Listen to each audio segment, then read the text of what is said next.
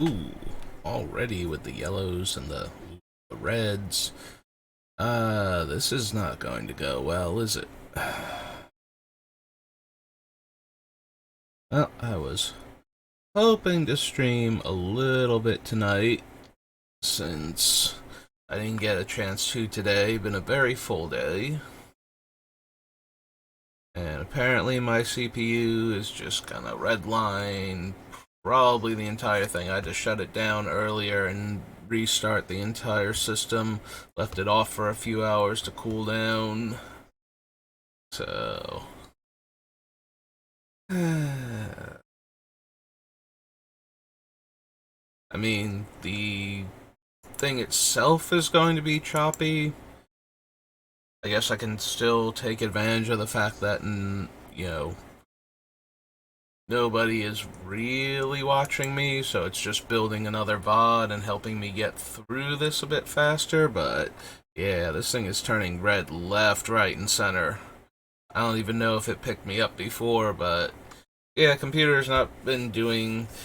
I was gonna say doing so hot, but it's been doing pretty hot today, so that's been kind of a thing, despite the fact that it has its nice little cooling pad underneath it.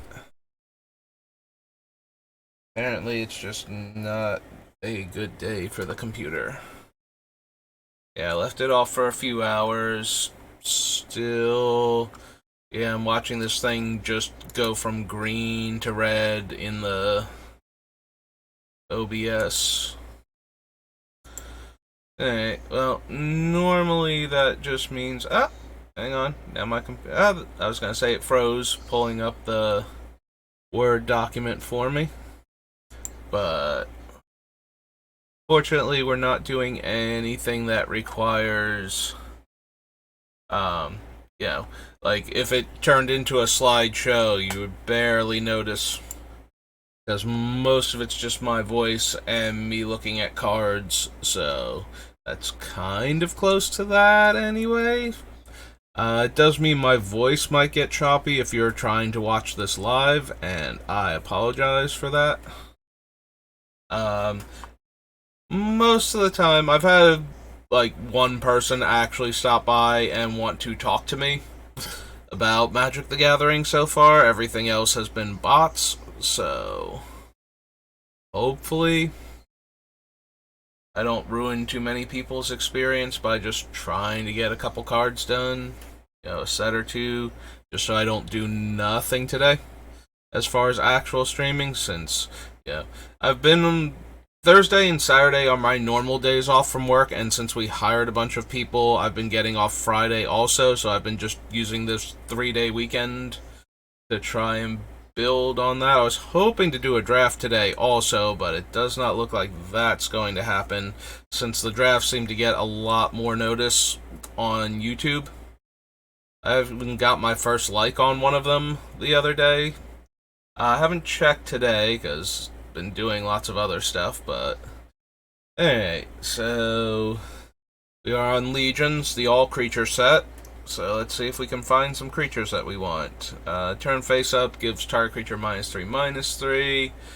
Turn face-up gives all creatures -X/-X. Becomes block, gets +1/+1 until end of turn for each creature blocking it. Slivers get +1 power.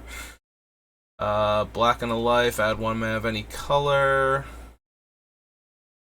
Morph, turn face up, beasts you control get +3 power. 4/1 trample with morph, 5/3 trample with provoke. How does provoke work in this? Like, it's been a long time, and provoke, kind of never really came back after this. I think this might have been the only set with it, actually. It might have shown up on, like, a card or two in, like, the Commander Legends set, or Commander Legends. Maybe Commander Legends, but, possibly in just the Commander sets. When this creature attacks, you may have target creature defending player controls untap and block it if able. So, giving it out, we're not forcing anybody to untap a creature the defending player controls when it attacks, but we do give them the option to do that, so as long as, they they're more enemies than we are, we're probably fine. This is one of the awkward things about building a deck like this. If we are, winning and doing everything properly, then opponents won't do the fun things that we are enabling because they don't want to kill the other player. They need that other player to help them kill us before we make them kill each other, type of thing. Or just get one of our, game-ending negative drawback creatures under their control. We will see if there are better provoke creatures, because if we're going to use the ability, we're going to want something that is definitely going to kill the thing if it blocks or deal a lot of damage. And a 6-mana 5/3, yeah, if it were a more reasonable casting cost, if this were 4 mana, maybe we could run it in our deck as a creature that we can cast, and then we can get it killed in combat with some utility creature that can't tap to get away from it. Because that's the other problem with provoke. When you provoke something, if it has, any way to not block, such as, a tap activated ability, that was why it was tapped in the first place when we untapped it and tried to force it to block. Yeah, it's not all at once, so if you untap it, then you go to blockers. Before then, they can respawn and activate the ability on the creature, so it'll be tapped and can't block. Whenever Sliver deals combat damage to a player, its controller makes that many Sliver tokens. Caller, you can cast with Flash, and gives you a 2/2 bear token for every non-token creature put into your graveyard from play this turn. So, Caller of the Claw is one of those things you will see as anti-wrath tech in decks that like to put a lot of creatures out, because, you wrath the board, they cast this, they have this one, and then they get 3 or 4 2/2s on top of that, and so they are first back on the board. Amplify is the other mechanic from this set that never really showed up afterwards, where you have to reveal other creatures of that type from your hand in order for it to enter with +1/+1 counter. It has amplify number, and it will enter with that number of counters for every different card you revealed. So this amplifies 1, and it has to match its creature type, so for each beast. And it taps to give target creature +1/+1 until end of turn for each counter on it. Click Slither is the Goblin Eater, right? Yeah, 3/3 haste, sack a goblin, gains +2/+2 and trample. Black 1, tap, sacrifice a creature, search your library for a zombie and a swamp. Reveal them and put them in your hand. Haste and provoke.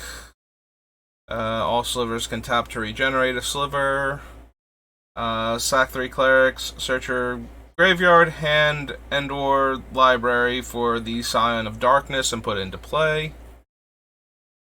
Sacrifice a zombie, destroy target non-zombie creature, it can't be regenerated, only at sorcery speed. Text like this comes about primarily from the fact that damage used to go on the stack. This was during the 6th edition rules era, and this lasted, I think, until M10, roughly. And so what used to happen is combat damage would go on the stack and wait to resolve like an ability, and you could respond to it. So if you blocked your opponent's 3/3 with your 3/3 zombie, you waited until damage goes on the stack, then before damage resolves, you sacrifice your 3/3 zombie. If this ability didn't have the sorcery speed rider on it, you could sacrifice your creature to destroy one of their other creatures. Damage would still be on the stack, so if you did this to an unblocked creature, you would still take the damage from the unblocked creature, but it would kill that creature, and then the 3 damage from your zombie would resolve and kill the opponent's 3/3 that it blocked. This was one of those things that was a really big deal during that era. It was one of those things that newer players always got caught by, because damage on the stack was not intuitive. It's very very powerful. It was very popular when they announced that it was going away. Uh, like hardcore tournament players were the ones most upset to see it go. Like newer players who had trouble grasping how it worked, who found it frustrating or annoying, they didn't really care. But the ones that so the tournament players, though, they really hated it going away because that was one of those things that allowed you to get so much value. But you will see cards from this era and later. One of the most notable ones is the replica creatures in original Mirrodin, like not Scars of Mirrodin, like original Mirrodin. The replicas in that set have huge activated ability costs to sacrifice them in order to do their ability because of damage on the stack. Because they were inherently, like, a bunch of them were inherently 2-for-1s, especially, like, the Goblin that could destroy an artifact. That's why it was, like, a 4-mana 2-2 and cost, like, 4 mana to sacrifice to destroy an artifact, was because you would block their 1 or 2 toughness creature with it, or attack into it, let damage go on the stack, and then sacrifice it to also destroy their artifact. So it was, it was a really powerful 2-for-1. It's a shock plus a doom blade, and for that they wanted to make sure for limited that it was balanced. And that, but if you look at the ones from Scars of Mirrodin, a lot of their activated abilities are much lower than the ones from Scars, because, or from original Mirrodin rather, because the damage on the stack rule had changed at that point and they didn't have to price them like that.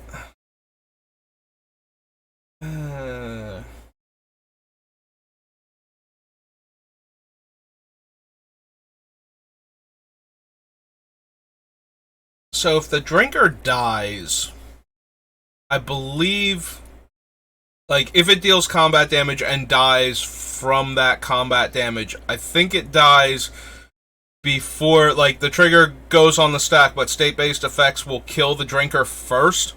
So the opponent we give this to would still have to sacrifice a different permanent. It's also a 5 power 3-drop, so that is worth considering. It is only 1 permanent, so it's not particularly backbreaking, but that means that it's not particularly backbreaking to us if we have to sacrifice, if we have to cast it and use it to block a creature, trade with like a 5/5 that's attacking us. Like, it's not Phyrexian Negator, who is very likely also to make it into this deck, but is way less pleasant for us if we cast. So Drinker of Sorrow. Just add him to the list. Can't block, deals combat damage to a creature, destroy that creature, it can't be regenerated. Can do better than that. Sacrifice a goblin, destroy target land, no. Soul Stiller is a variant of those cards that shuffle all the creatures in our graveyard back into our library, and we don't want that. Has Amplify when it attacks or blocks. You lose 1 life for each counter on it. I mean, we can't make opponents reveal cards, and they have to have them in the first place, and then they would have to not care about the life. I find it next to impossible for us to make that ability relevant, so we're just going to not. 7 mana 7/7, Amplify 2 and Provoke. 8 mana, deal 5 damage to a player. Makes it so all beasts can't block.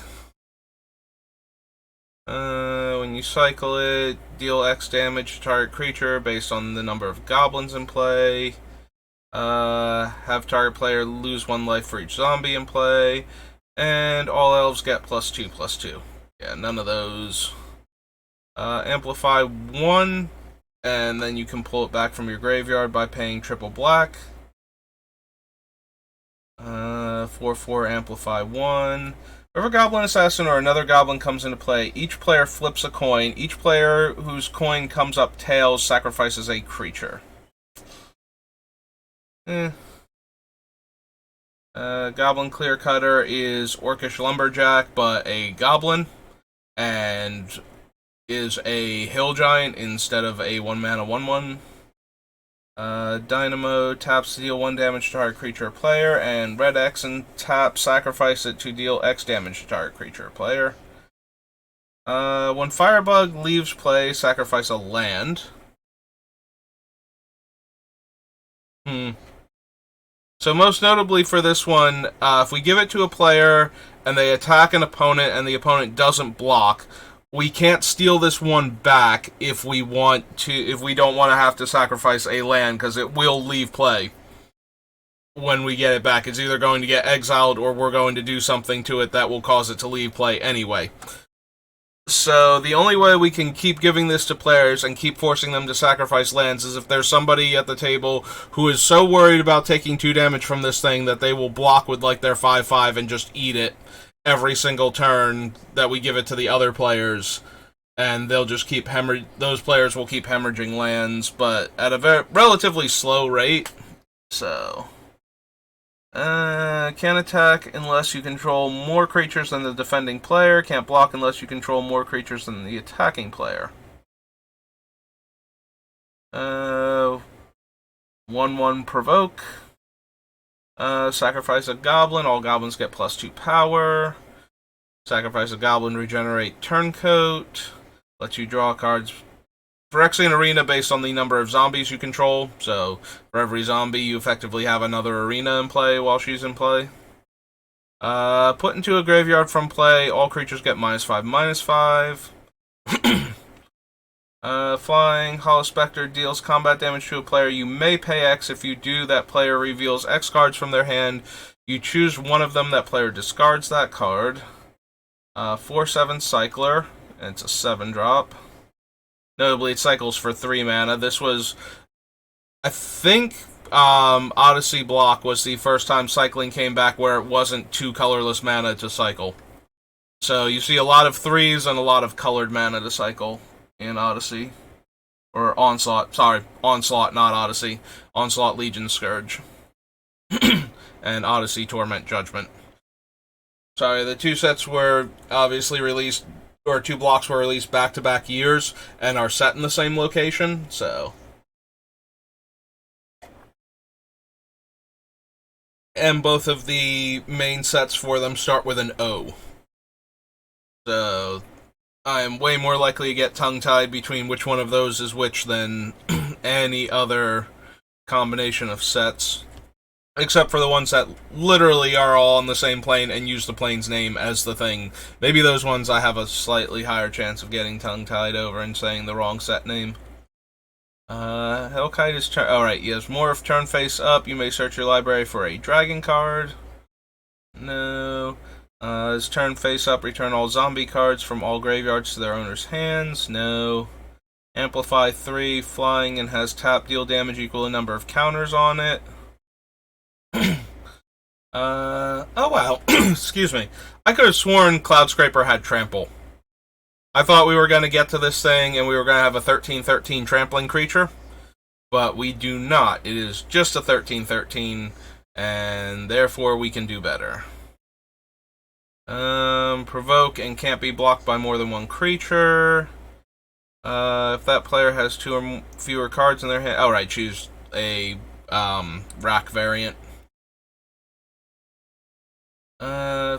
First strike, haste, and cycling.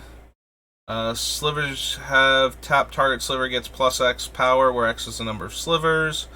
Unmorphs to destroy an artifact or enchantment. Has reach.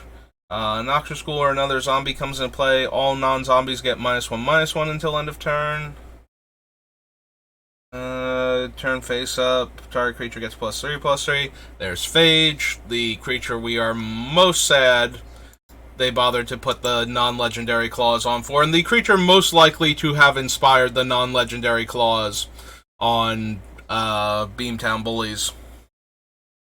Yeah, Phage coming into play any other way than being cast from your hand causes you to lose the game.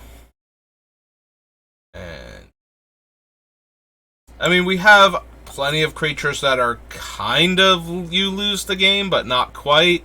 So it almost feels silly not to have the one that would actually just straight up end the game.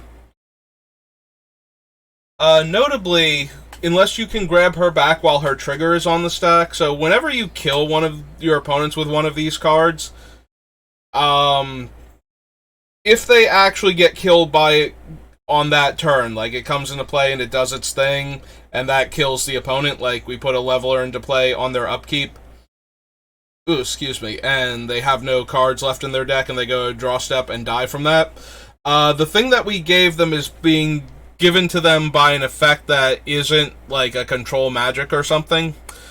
So the effect doesn't end at that point, so the permanent gets exiled when they leave the game.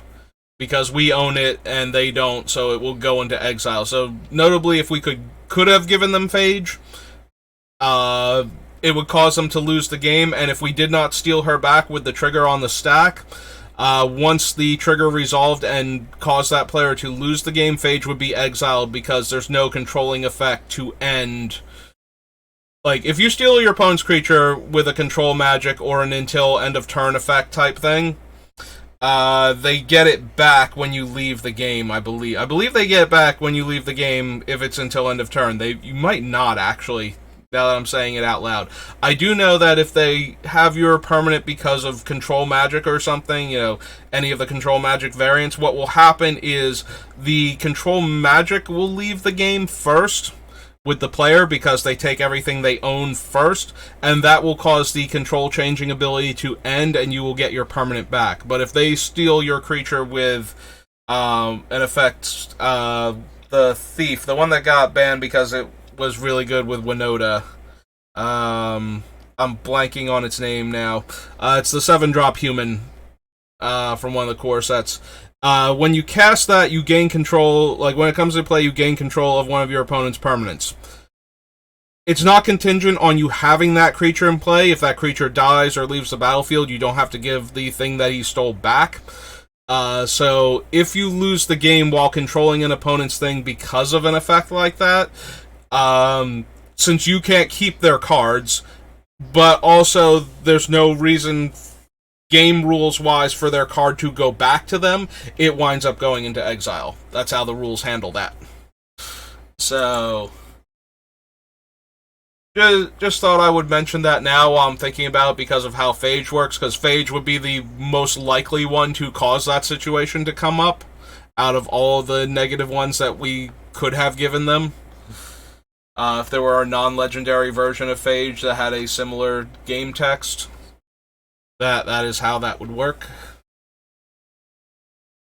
So, just thought I would bring that up while I was looking at Phage, because it is relevant to some of our other cards, depending on how we use them.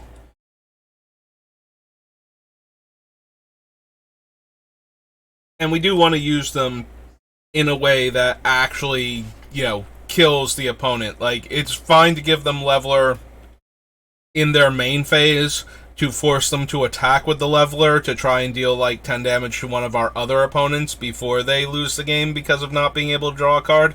But it is noteworthy that if they lose the game while they have control of our Leveler or anything else that we give them, those cards will be exiled forever. So we would have to steal them back in response to anything that would take that player out of the game, and, then sacrifice them if we wanted to keep those creatures in the game to reuse later on other opponents.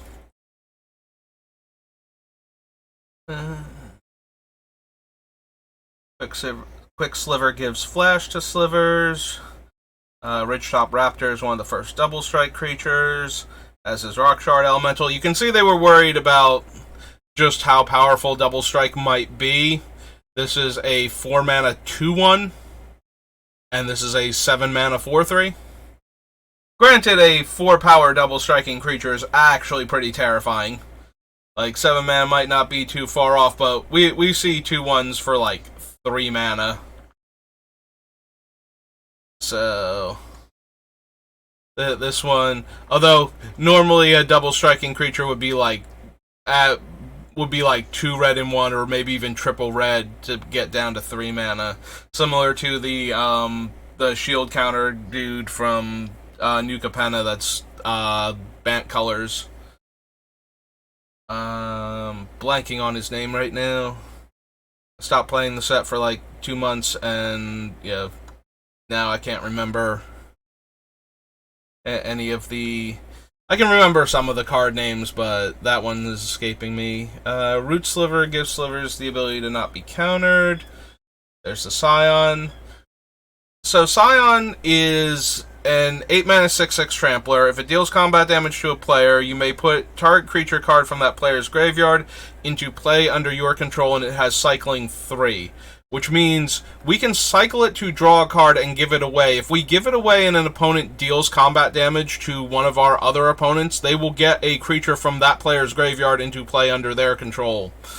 Because it's not until the Scion leaves play, so... I don't know that we want to be that friendly. That's another card where we're being friendly, but I think that one goes way too far. Alright, Seaborn Muse is one of the ways we can untap the Beamtown Bullies on each player's turn, so we are going to add that to our deck. Seaborn Muse. Yeah, we want to be able to use the Beamtown Bullies on every player's turn, theoretically.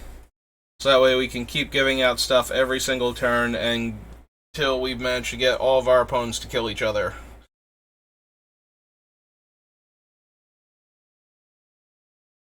And I am out of water already. Yeah, it is uncomfortably warm back here, which may have something to do with why my computer just doesn't want to live right now. Turn target face down creature you control face up at end of turn. Sacrifice it. We don't have any morph creatures. Like, none of the morph creatures... I think there's going to be 1 or 2. Mostly the creature called Ebonblade Reaper, which causes the player that controls it to lose half their life if they attack with it. It has morph, so that way you can attack with it and then turn it face up afterwards, and it causes the player that it deals combat damage to also lose half their life. So the idea is you attack with it face down, they don't block it, you turn it face up, it deals them 1 damage because it's like a 1/1, and then they lose half their life. And now you have this 1/1 that when it attacks, you lose half your life, and if it gets through, they lose half their life. That is probably the only morph creature, and we are putting it in this deck almost exclusively to give to other players face up to have them attack with it. So, I don't think we will ever care about things that actually interact with morph creatures. Skirk Drill Sergeant or another goblin is put into a graveyard from play. You may pay 3 mana, reveal the top card of your library. If it's a goblin card, put it into play, otherwise put it into your graveyard. Morphs to deal 2 damage, gets +2/+2 and trample as long as you control a beast. 8 mana, gives a creature -3/-3. 3/2 flyer with morph. Slivers can pump for 2 mana. 8 mana to make this +5/+5. Tap target creature gets +X/+X until end of turn, where X is the number of elves you control. This was a stupid limited card. It would have been a lot more powerful if it were not overshadowed by the goblin version of this card, which is the Sparkmaster, I believe, or something. It's a 2 mana 1/1 goblin that taps to deal X damage to target creature and X damage to you, where X is the number of goblins you control. So that thing just mowed down enemy creatures. Like, since most creatures have, like, you know, relatively, especially in limited, especially in these sets, you know, a lot of the creatures you were likely to run into that you really needed to kill were going to have, like, square stats where they have power equal to their toughness. You would basically give them a free hit from their creature to take their creature off of the board and not have it be able to attack you further or, you know, block ever. So you would wind up chewing through your opponents because they never had blockers. As long as you could keep ahead on the curve, if you could go 1-drop goblin, 2-drop that thing, or just play 2 of them and have enough goblins in play, where you could deal enough damage to kill any medium-sized creature, you know, but between the two of them, like or two smaller creatures, and that was almost always worth it. And then the opponent had no blockers, and you would just get to do all of this damage to them. That was a fun and interesting limited time.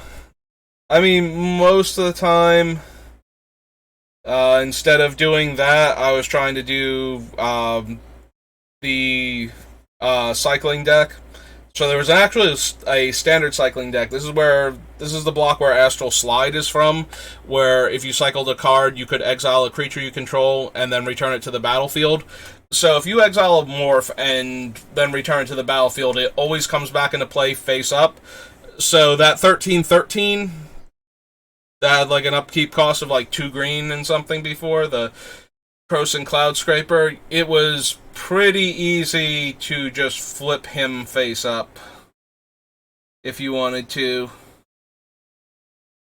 The other one, there was a 9/9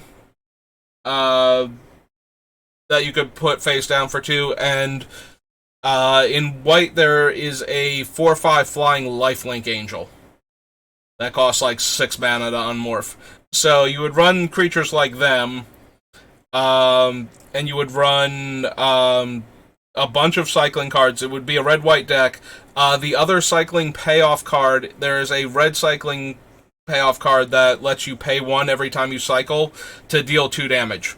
So you could kill all of your opponent's little creatures whenever you cycled a card, and then you would put like your big creature face down for 3 mana, and then you would cycle a card.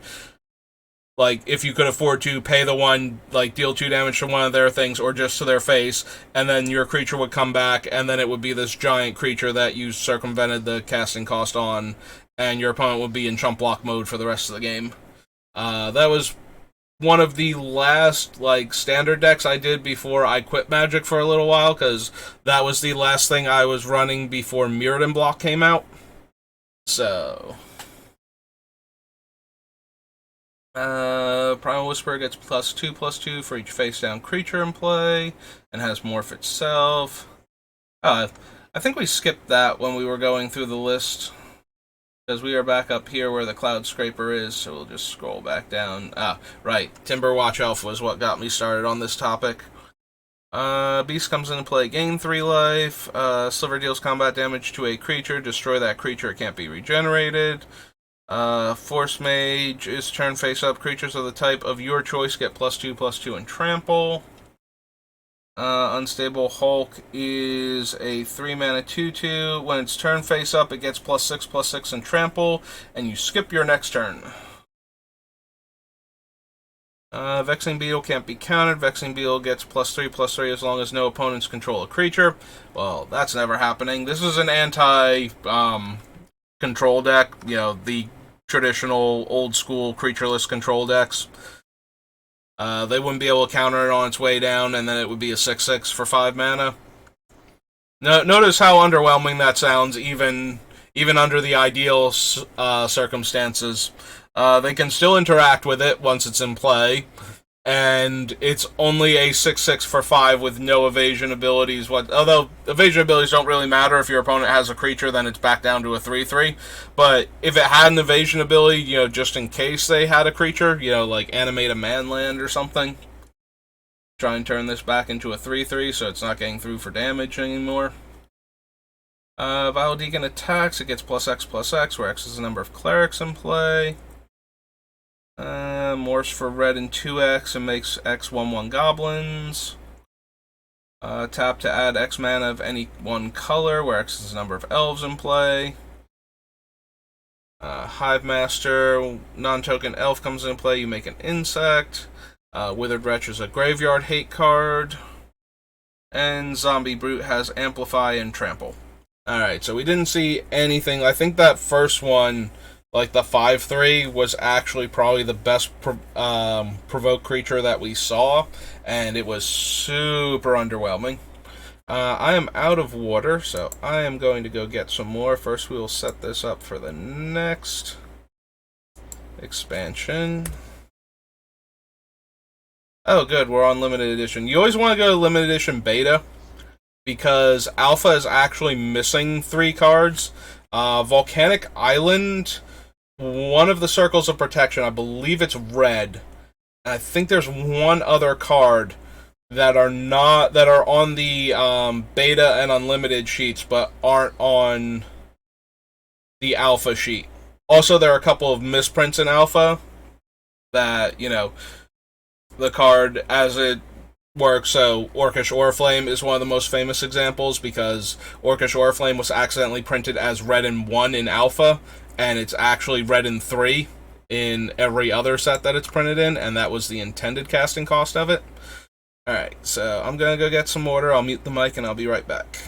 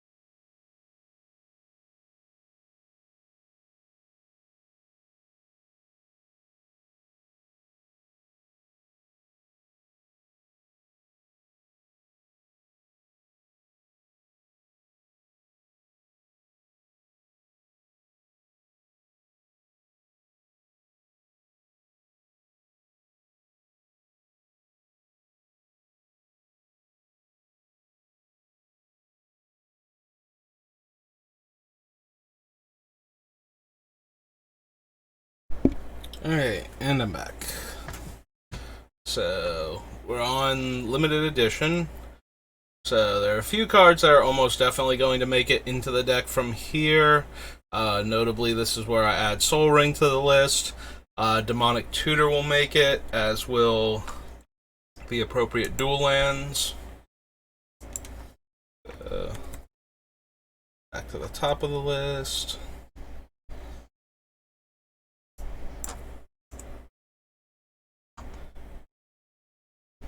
Alright, I just have it as ABU. So I know I've said this before, but just in case you start with this video because it's the newest and want to see if it's interesting at all and want to backtrack, the actual dual lands are not at all essential for this deck. I have them, so if I am building the deck, I am going to be using them. The dual lands are very nice to have because they have no drawbacks and other than non-basic land hate, and fix your mana very well. But they're not essential. They make your mana base a little bit smoother. You don't have that awkward turn where you finally hit your 7th land and it came into play tapped and you have to wait another turn cycle in order to get around to it. You might still have that because we certainly will be running some comes into play tapped all of the time lands in this deck. But if you're looking at this list and going, well, I don't have dual lands, so this isn't for me, understand that out of all of the cards that I will add to this list, the dual lands are the most replaceable. Especially if your play group also does not, if you don't have players like me in your play group, the dual lands, nobody's going to have them. So there's nothing to worry about playing. Just remember, I've said this before when I was talking about them originally, if you take out the dual lands, and especially if you don't have the Ravnica block shock lands, and your appropriate Triome and whatnot for these 3-color decks, if you're not running all of those lands, don't forget to take out, if you have them, the fetch lands. Especially the ones that fetch for one color that's in your deck and one color that isn't. Because, a Polluted Delta in this deck would be able to get Badlands and Bayou. and the Zeotaurus Proving Ground, and like Blood Crypt and Overgrown Tomb. Like, it gets all of those different dual lands, so it actually gets all of your colors on like multiple lands in your deck if you have them. If you don't, then those cards are a complete waste and they're really expensive, so there's no sense in getting them if you don't have at least the Triome and the Shock Land to go get. Like, if you have the Triome and you have the 3 Shock Lands that go in this deck, then the off-color fetches get a lot more interesting, but... So yeah, if you're looking at this, like, you started with this particular one because it's my most recent video to try and decide if you want to watch my stuff or not, don't look at me adding the Badlands to this deck and go, that this isn't for me, I could never afford Badlands. Badlands is not essential to this deck, and we will talk about, wherever possible, towards the end of it, like, I'm going to start to look at the prices for the cards that I want to have in this deck and see if there are any of them that are, like, absolutely insane, because I forget what stuff is worth half the time. I've had these things since, the mid-90s. So, every once in a while I will see prices on things like this, but I usually don't remember exactly how much some things are worth, because they weren't worth anything when I got them originally, relative to what they are now, If I add a Grim Monolith to a deck and then I go look up Grim Monolith, I'm pretty sure that thing is insane. Like, just for the non-foil Urza's Legacy one. But in my head, this was a card that I was opening out of $3 booster packs. So it doesn't quite register, and I've never had to, like, I've bought a Japanese foil one, 15 years ago, because I wanted it for my collection, because I like to collect, Asian language foil cards. But that doesn't tell me, like, that version is so rare and so difficult to come by that, of course, that one was insanely expensive. But now, I'm fairly certain if I look at regular Grim Monoliths, they're going to be over $100, and things like that. There are lots of cards that I don't remember are that rare or haven't been reprinted that frequently to get to that price range. So we're going to look at some of the cards at the end. Like, when I'm done with the deck, I'm going to take a look later on, like, offline, and figure out prices on some things to see if there's anything insanely expensive that needs to be taken out of the deck. And there will be cards, like, for the more cutthroat version of this deck. I have talked about Illusionary Mask, which we're going to get to, being a very good card that doesn't have... we found a card that actually works close enough to Illusionary Mask, but I'm going to build a version of this deck that has both of those cards in it, most likely. But your Illusionary Mask is going to be a ton of money, and if you have to cut that, that's fine. We're going to look at some other cards, that we can put in instead. They're not going to let us do the same thing that Illusionary Mask will, but I don't think that that's as essential. It's just a way to get our dumb things into play under our control, so we have these big scary monsters that we can use to attack and block to, like, actually kill the last opponent. And we will have creatures that don't murder us for trying to do that we can just put into play. Like Doom Whisper and whatnot, like some of the other large flying demons that we put into the deck that we are capable of casting and that won't murder us just for trying to play them. But the initial build of the deck, since I have one of every Tournament Legal Magic card at least, up to... I'm missing like 7 or 8 cards from Baldur's Gate still. But I have everything before then. So when I look at a set, I'm just looking at the cards that I would want to play in the deck, and then figuring out alternatives later to help people out that don't have my expansive, I combined expansive and extensive into one word there, collection. So, but yeah, don't just assume that because I'm putting some of the most expensive cards that are legal in Commander into this deck that there's absolutely nothing for you because you can't possibly afford these. I understand that nobody can afford these. Like, if I lost them, I could not afford to replace them. They are that unrealistically expensive. So, but we are going to build, like, the ideal version of the deck also, the one that I will be running when I construct this deck. but we're also going to be building, we'll try to look for budget options. I've said this before early on that mine is not the channel specifically dedicated to budget options. There are plenty of other YouTubers and I'm sure Twitch streamers that worry about Commander that concern themselves very heavily with trying to build within a budget because Magic gets very expensive very quickly, and just adding in whatever you feel like will dramatically raise the price of the deck to, actually purchase. So there are plenty of resources out there if you are looking for builds like that. What I wanted to do with my channel was show the entire process of building the deck, because a lot of the videos that I've seen from just all over with Commander, they either show you the deck completed and explain the choices in it, or they show you the deck by playing it with against other decks. And both of those are fine ways to do it. They are certainly less drawn out than my roundabout way of doing this, but I thought it would be nice to show the actual deck creating process.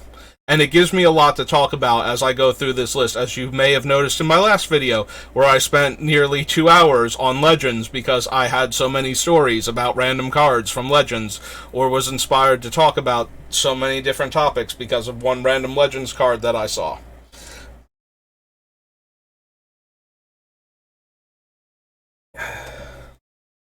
So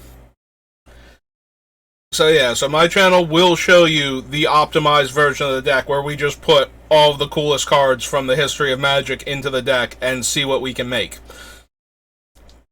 When I say optimized, I mean like the version that I would most like to have, because I'm sure there are better versions. I do not play competitive Commander. I have played against competitive Commander decks, and my Commander decks run the gambit from absolutely brutal, will make like normal friendly Commander decks very unhappy to see this pile of cards come out, to super medium, just here to have fun type of decks.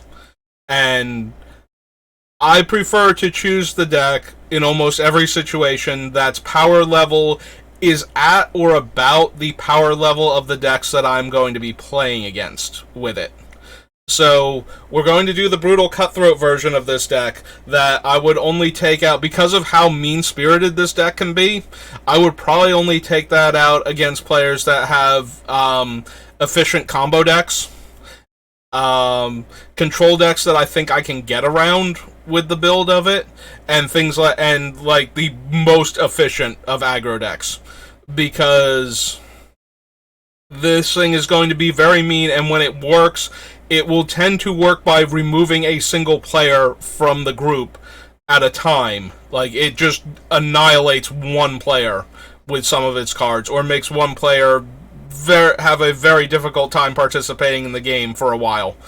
So it is going to be very unfun, and it is going to be it's going to leave the person that it hits first feeling very picked on. So you want to take that version of the deck to groups where everybody is trying to do stuff of that caliber. Everybody is trying to 1-2 punch you out, or kill the entire table by in an unreasonably quick amount of time. Like we think of not standard, but we think of 60 card constructed decks as being optimized to kill turn 1, or even turn 0 in Vintage, turn 3 in Legacy, turn 4 or 5 in more recent formats like Modern, and maybe turn 5 or 6 in Standard. That's how fast you want to be able to put the game away with your fastest, most aggressive deck. So I don't know what the actual turn count looks like for a deck that is designed to do that in Commander, that's not trying to just combo you to death, but I guarantee you that this is the deck that you only want to play against decks that know that answer and have managed to hit that number. The other version of the deck, though, wants to be more friendly. It will still be capable of taking a player out of the game at a moment's notice, but it is not built exclusively to do that, and it's more built to have some fun with the group, but then be able to win, we want to close out the games, but we don't necessarily need to just, okay, you have no lands for now, after you, put 5 of them into play, and you're out of this game, and now we're just going to focus on trying to beat you while the first player recovers and the second player, gets on their phone and starts looking up funny videos on YouTube. Pass the time until the next game starts. When do we have to play? Cannot be cast after the current turn's attack is complete. So we can cast Berserk mid-combat. I knew Berserk had a limitation because it destroys the creature, so they didn't want you to be able to use it as a green swords to plowshares. Wait post-combat, Berserk their creature, and then their creature explodes without ever having gotten to attack. But it does let you do it mid-combat on anybody's turn. We are going to add Berserk. This will again be for the more brutal version of the deck, where we want to kill the opponents quickly by giving those large creatures that we're having trouble figuring out how we're going to get them through. Doubling their power and giving them trample will get them through almost anything, and will get us the damage that we want on our large creature. And then it's destroyed at end of turn. So, notably, Berserk we can use to kill our own creature that we gave them.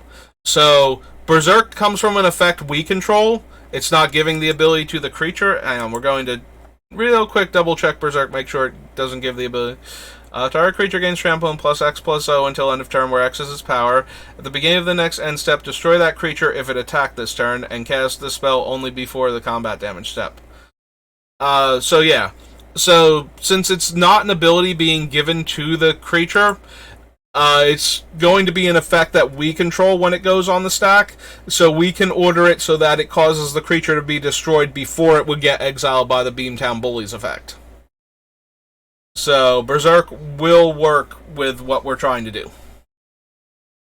There's Bop, there's the Knight, there's this weird flower thing, Black Vice, Ballgraith. Alright, this one only works on creatures that are already in play, so Camouflage does not work with our thing. There's Chaos Orb. Okay. I did promise more stories when we got to Chaos Orb. So Chaos Orb is one of the most bizarre Magic cards you will ever find in any Black Border Magic set. With the possible exception of Goblin Game. So Chaos Orb is 2 to cast. It's a mono artifact, which means it has to tap to use its ability. So 1 tap, you flip Chaos Orb onto the playing area from a height of at least 1 foot. Chaos Orb must turn completely over at least once, or it is discarded with no effect. When Chaos Orb lands, any cards in play that it touches are destroyed, as is the Chaos Orb.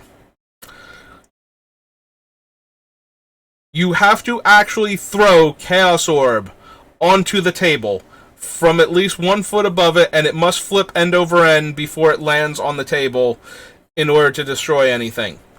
This thing was a tournament nightmare.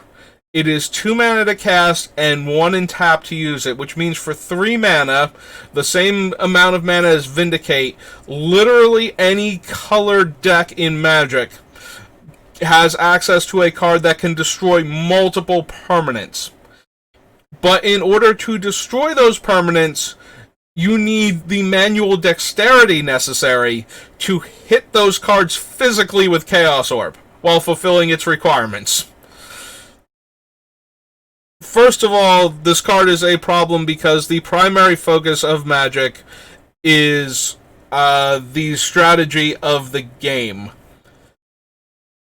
And Chaos Orb has a physical component to it that not all players who could otherwise have access to Magic will have.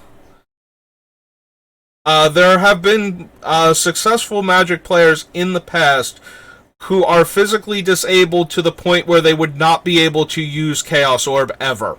Like, they physically cannot do it, And more so than any other card, Chaos Orb feels like it's not the sort of thing you want to allow people to do on your behalf. That feels way too awkward. It's like that then the people that have very poor manual dexterity but have functioning bodies are weirdly in a nebulous zone at that point. But you don't want somebody to not be able to play their cards because of a physical disability when Magic has so much more of a mental component to it, that as long as, like, somebody picking up the cards for you and arranging them on a card holder and taking them off at your request to play in response to things, you are still making all of the strategic choices in a game of Magic played that way. So I don't think you should be penalized by a card that you physically can't play.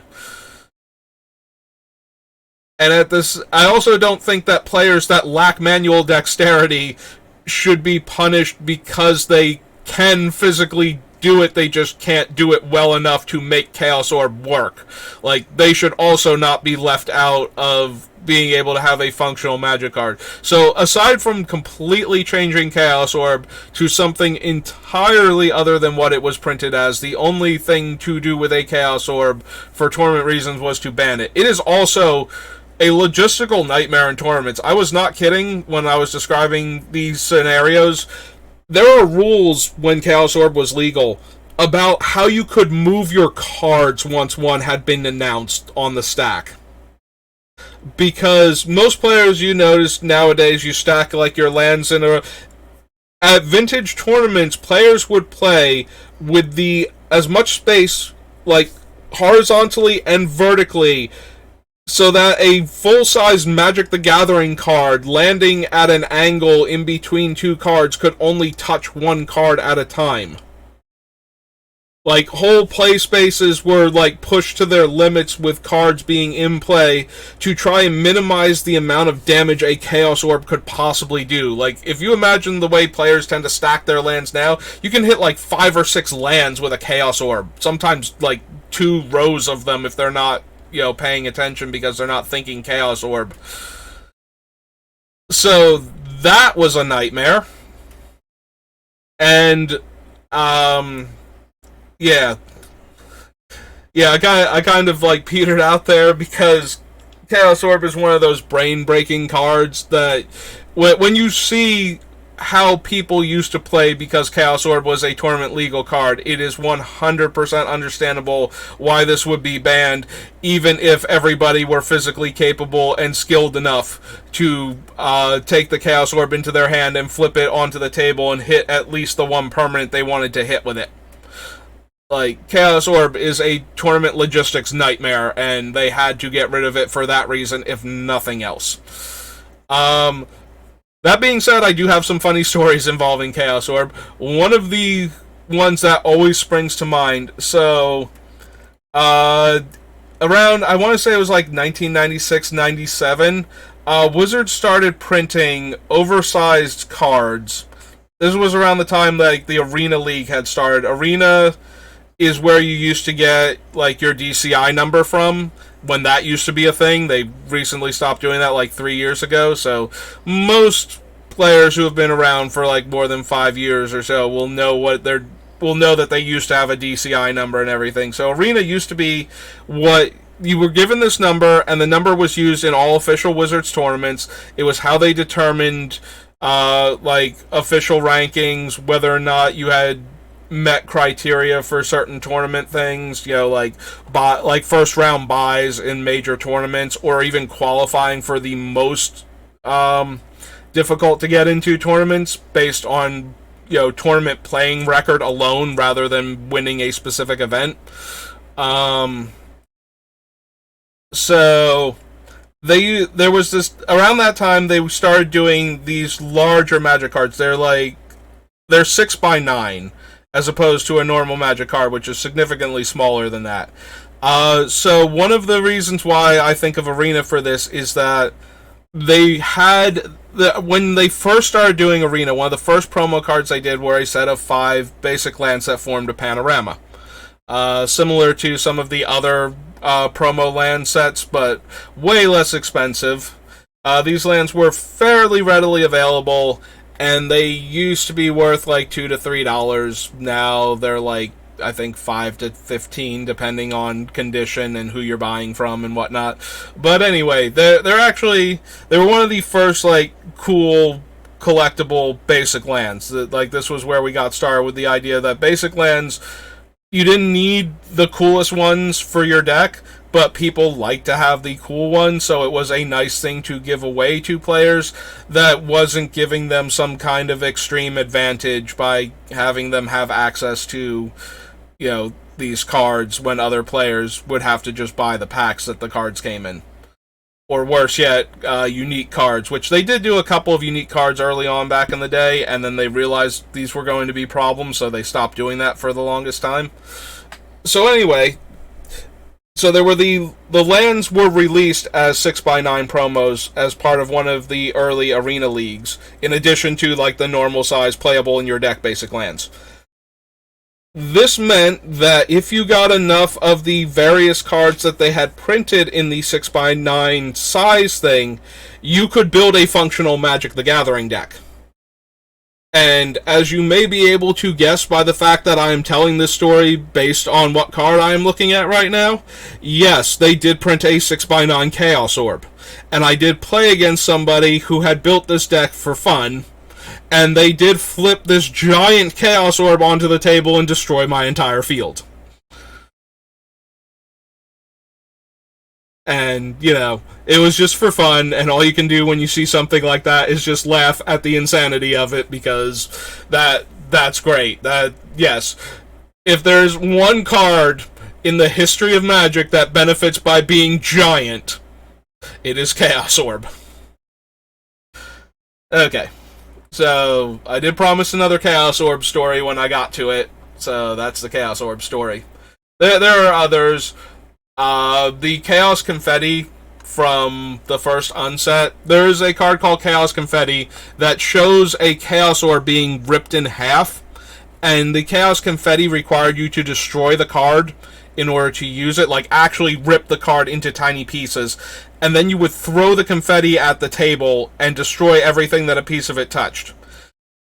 This was based on an urban legend that at a high-level tournament, back when cards were, not worth anywhere near as much money as they are now, back when the Black Lotus was the most expensive card at a whopping $200, and most of the other cards from like dual lands were like $10 or less.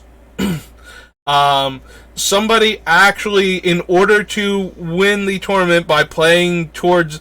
So, tournament rules were very not as strong as they are now. Like, now Wizards has like a very concrete, very in-depth, and very, very lengthy and nuanced official rules book for the purposes of tournament Magic that most human beings cannot fully remember, even if they read it all cover to cover, because it has so much minutia in it and is so overwhelming in rules text.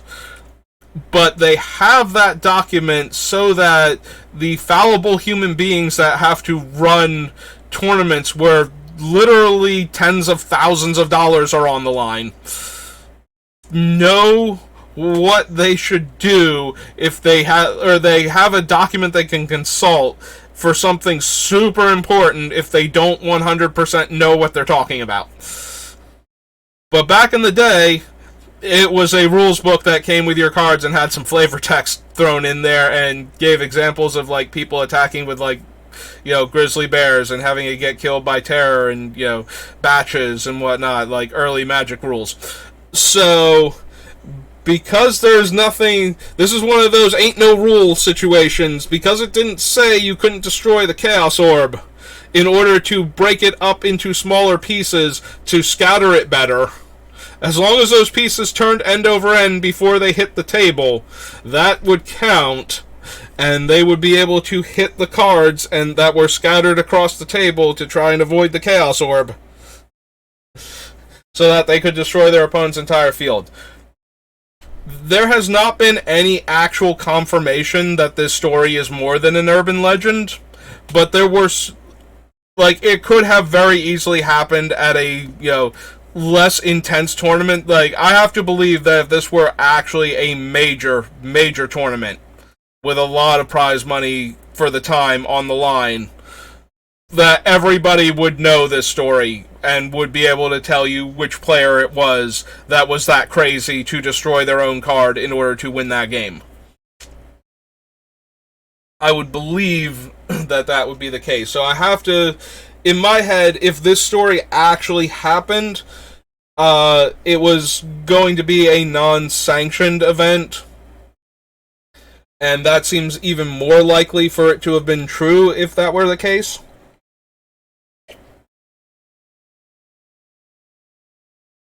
Because at lower level events, especially back then, or unsanctioned events, the judge was usually somebody who knew enough about Magic to be able to go, yeah, I kind of know what the rules are. I'll be the official judge, and at that point, it's not like you could go online and pull up the rules document and go, no, judge, see, this is where you're wrong.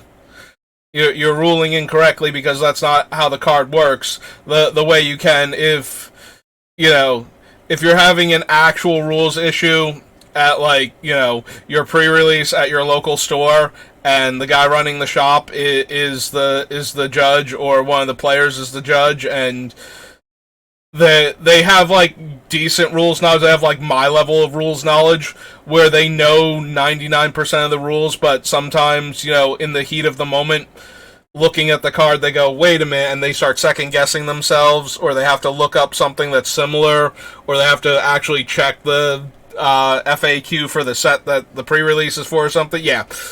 They didn't have any of that back then. Your rulebook was the thing that came in your little alpha starter deck. And had a little short intro story written by Richard Garfield. This was not, and Magic cards were awkwardly worded back then too. Some of them have some very flavorful wordings. Wait until we have red cards, so you'll be able to see things like Raging River and Word of Command. So yeah. I would not be surprised if somebody actually allowed the destruction of Chaos Orb to allow the pieces of Chaos Orb to destroy more cards in play. I would not be surprised if that were a ruling that were allowed, because, it follows the actual wording of the card, regardless of intent, and without any way to check with any official source. But yeah, Chaos Orb is a nightmare. Do we even have official text for this, aside from the fact that it is banned in almost everything? Can only affect permanent cards. Cards that are in the game but not on the battlefield, such as those in the library and graveyard, can't be affected. You can arrange your cards anytime before the Chaos Orb is put onto the battlefield, but not after. In general, you should not stack cards or put them in places where opponent can't read the names of all of them or count them. This is recommended good gaming practice. It must flip 360 degrees. That's what flip means. And this flip must be in the air and not in your hand. This is not a targeted ability. If you have sleeves on the cards, they count as cards. You can't interfere in any physical way with activating this ability. These are official rules for the Chaos Orb. These are the official rulings under Gatherer for this card. Yes, there were people before the you can't interfere with it who would actively try to blow the Chaos Orb out of the air, breathing on it, push the Chaos Orb with their breath back towards the opponent's side of the field. Do notice also that Chaos Orb does destroy any permanent it touches. That can include your cards if you fail spectacularly enough. If your Chaos Orb goes backwards and does the full flip before landing, then your stuff explodes. Also, the idea that the sleeves on the cards, that touching the sleeves, does count as it touching the card, so you can't put your cards in sleeves to give them armor against Chaos Orb. It counts for the purposes of touching the card. Okay, that's enough on Chaos Orb. It is hilarious and terrible and very, very powerful, but also one of the most cards that makes you feel like maybe tournament magic isn't for you when you get wrecked by it. If you have a low natural dex score and you are the kind of person that would either cause the Chaos Orb to go wildly out of control and land somewhere else in somebody else's playing area, which it can affect because this is not an unset. If this were an unset, I'm fairly certain it would be able to blow up your opponent's stuff, a la ass whooping. But yeah, if you are the kind of person that can physically flip the card but would not have much success in landing it on the cards you wanted it on, this would be the kind of card that would make you go, maybe like high-level tournament magic is not for you, because Chaos Orb was freaking everywhere, because 3 mana destroy 1 or more permanents your opponents control. Seems really good, even if they were destroyed at random. Even if the number and cards destroyed were at random, Chaos Orb is still pretty good. But yeah, you notice by those rules how you can't, move your cards around once the Chaos Orb makes it onto the battlefield. Dramatically change it, like people are actually like shifting cards around in order to keep them far enough away so that Chaos Orb can't touch them. Also, that one ruling where it says like cards have to be visible, that stops the player from forming a singular stack, so that way Chaos Orb can only land on the top land and would technically only be touching the top land. That's what that rule is for.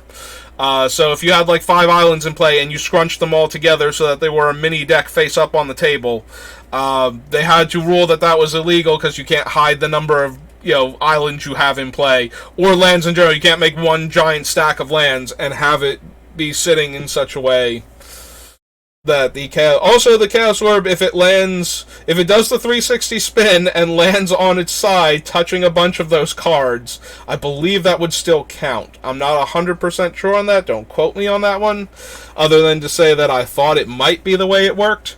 Yeah, Chaos Orb is dumb. Okay. We made it past Chaos Orb now. I've scrolled down and we're not scrolling back up again. No more fun Chaos Orb stories. Oh god, we're going to get to other fun stories about banned cards now, because I just saw a contract from below, and I was not thinking anti-cards, but my god, do I have some stories on anti-cards. Alright. Particularly contract from below. Cockatrice is a flying basilisk. Thicket Basilisk, which makes it way worse, actually, for the deck that I used to love, because you can't block a flying creature with your non-flying creatures, but I wanted everything to be able to block so I could kill it all. This thing is probably the first case of a card having a positive ability that not only is it not strictly better than the 5-mana 2/4 without flying that has the rest of its game text, it is actively worse in the deck that I most wanted to run a card like this in. We added a positive ability and made the card worse. Yeah, I've talked before about strictly better cards and how technically very, very few cards are actually strictly better because of corner cases in Magic. They are just... When people say strictly better, I always assume they mean...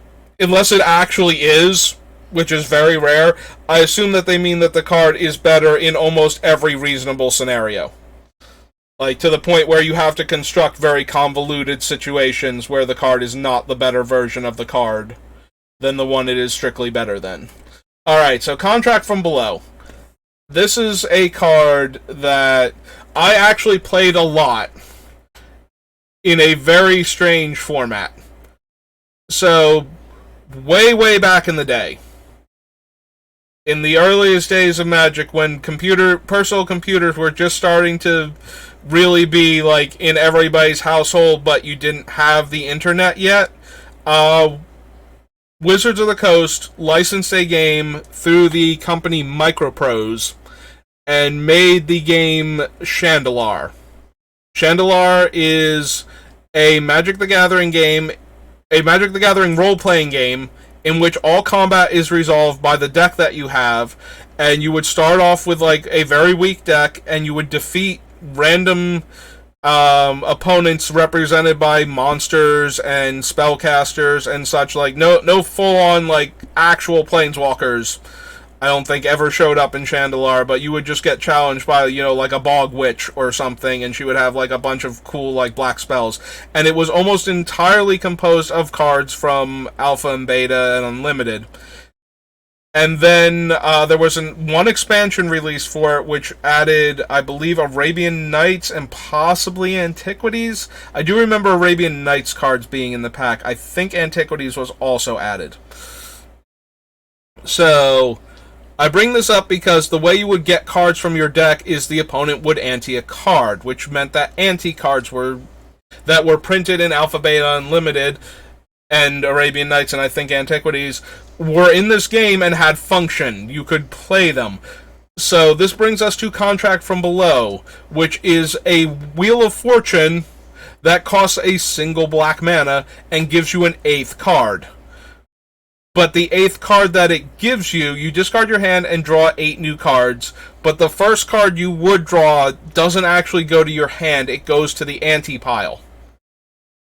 This is an insanely powerful effect. Wheel of Fortune, Time Twister, Time Spiral, they are all very powerful effects that give your opponent a fresh hand of cards also. And cost at least 3 times as much mana as this thing. This thing is a single black mana to give you a fresh grip of 7 cards. So this was, of course, insanely powerful in this particular game, and would be insanely powerful in Magic if we played for ante, or if we had just done away with the ante rule and ignored the ante portion of the text. Then this thing would be easily the most powerful. I think this would be the most powerful card in Vintage. Like, I love Ancestral Recall. I think Ancestral Recall is actually the strongest card in all of Magic. I will argue that is the hill that I will die on against Black Lotus all day, every day. I do think Black Lotus is the second most powerful card, and that the amount difference is fractions of a percentage point better. Not even, it's not like it's twice as good, it's not even 1% better, it's like 1/1000th of a percent better at the end of the day. Like, if you have a Black Lotus anywhere near the beginning of the game, and you have an Ancestral Recall anywhere near the beginning of the game, you're probably going to win that game. Either one.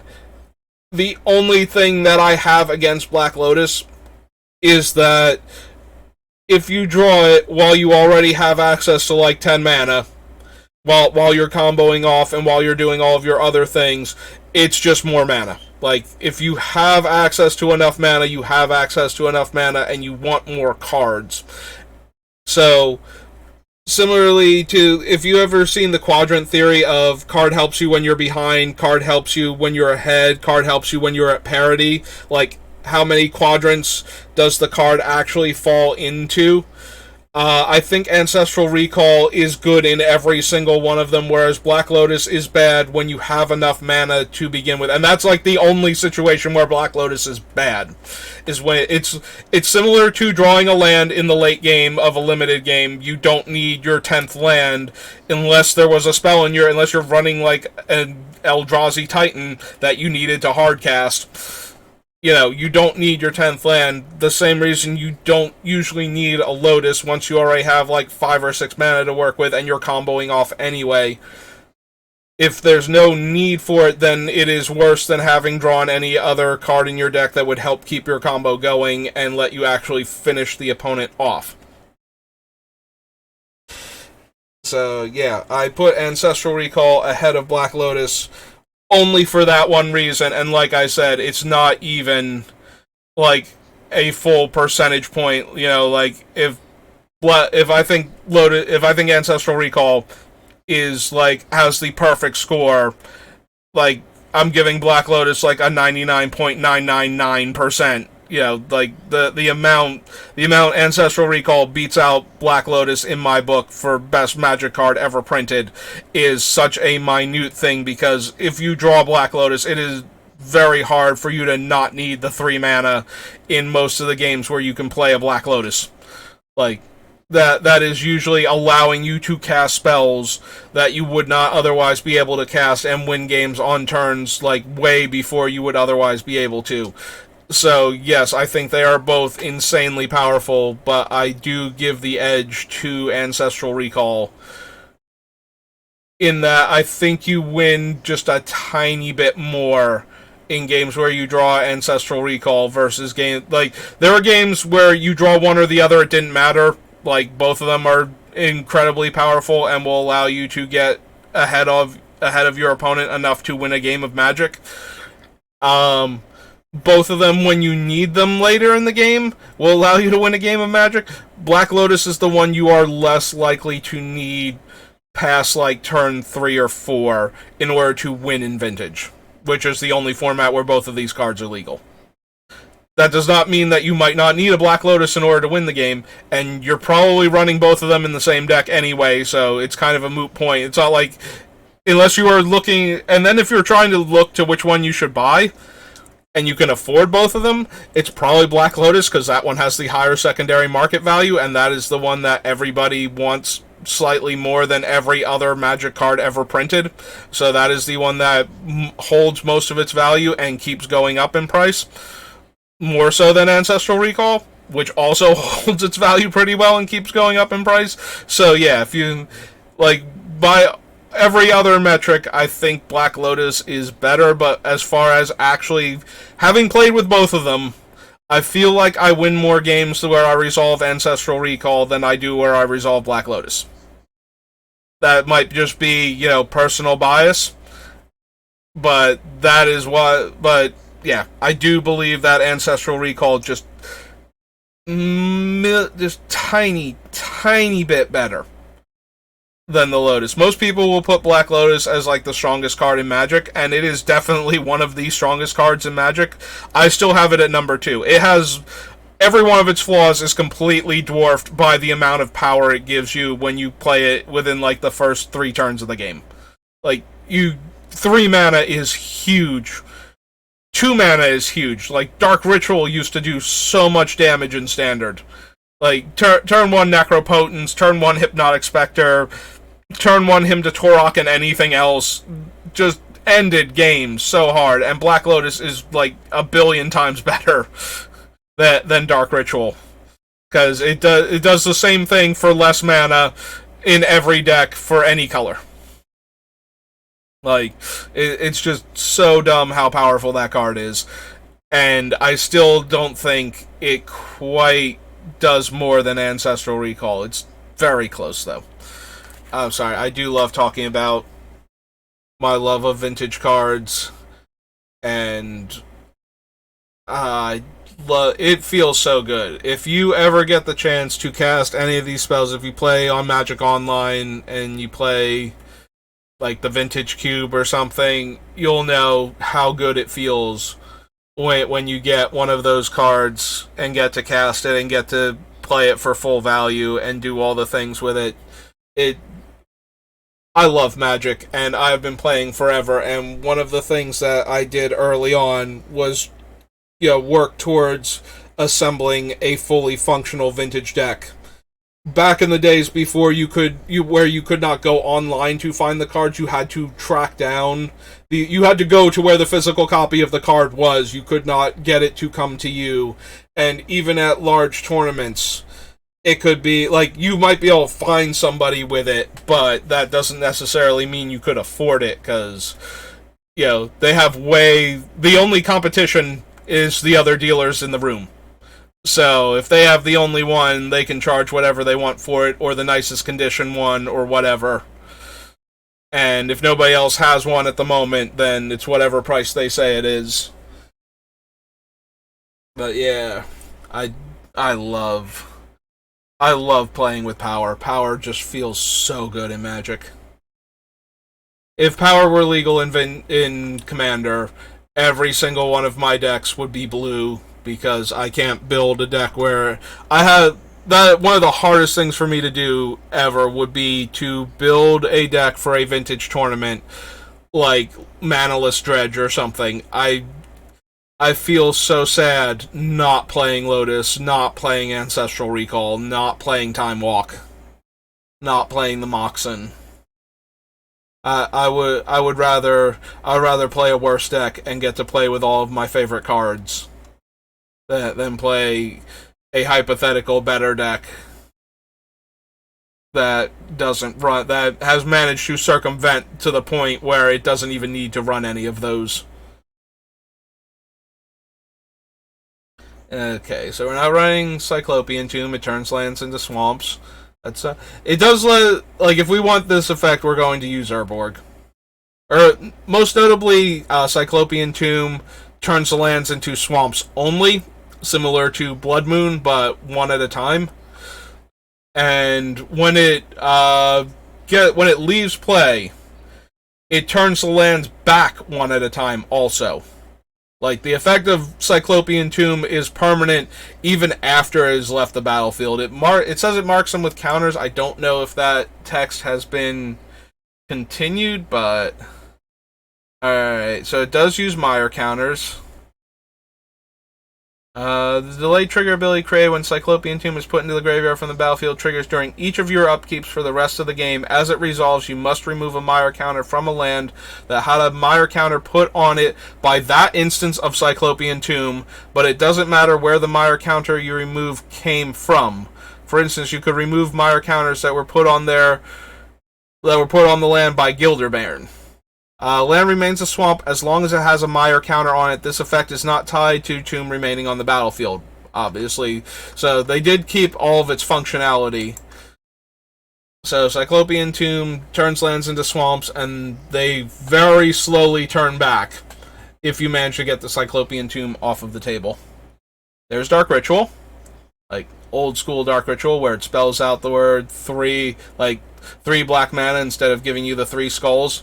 So, another fun story, as long as I'm telling fun stories. So, cards used to work as printed. This is why, when I said we didn't want to look at... Something has popped up on my screen. Oh, it's just my Norton. So you shouldn't be able to see that, but it wanted me to know. Maybe that's part of the reason my computer was running so slowly before. Maybe Norton was updating, and it didn't feel like, letting me know that's what it was doing.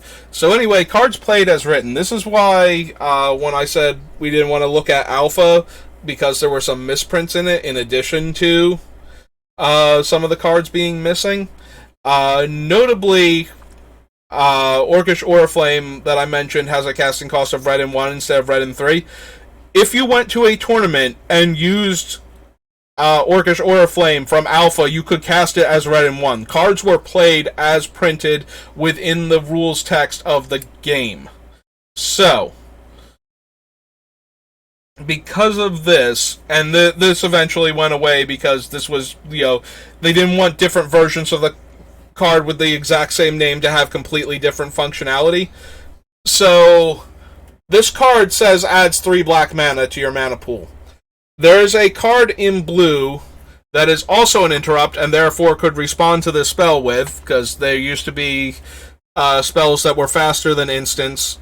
Counter spells used to be interrupts because they could be played in response to another spell.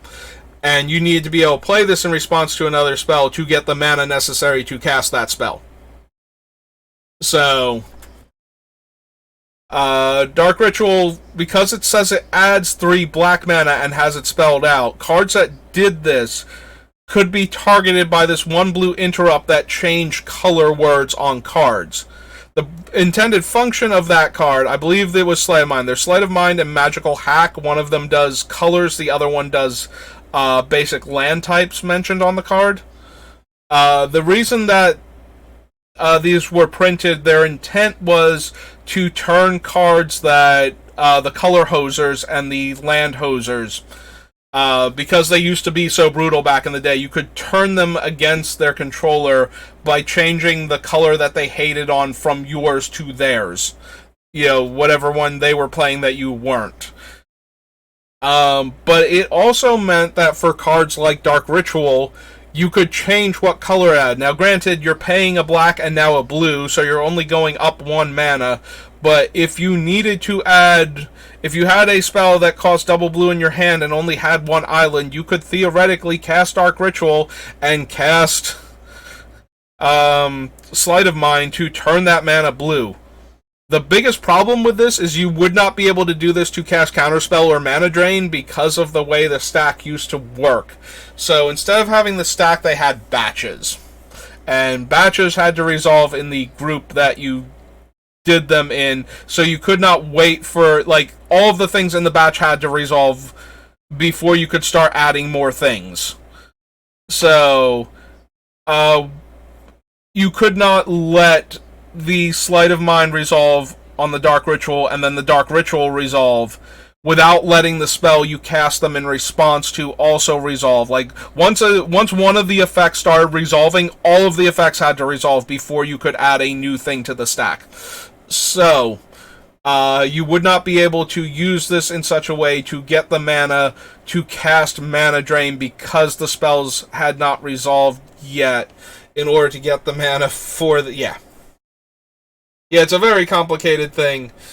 Dark Ritual, most notably, has the most different types of any one card without changing its actual functionality in the game. So Dark Ritual used to be an interrupt, then it was an instant, then it actually had the card type Mana Source because of how Mana Sources used to work. And then it became an instant again and stayed an instant. I think this is the only card that has had more than 2 card types in its history of printing and been functioned as each one of those card types at the time.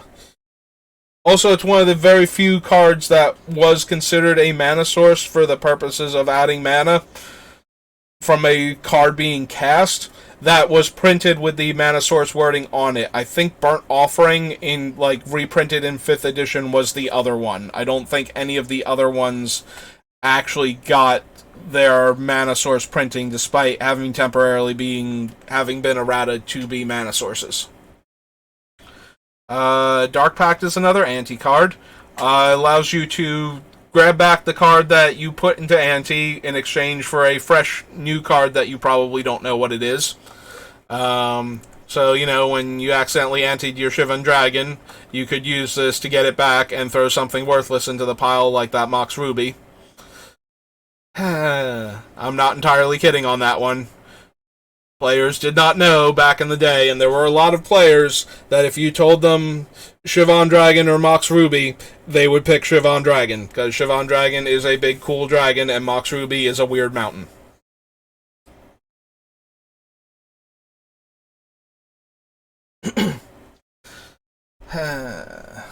Death Grip.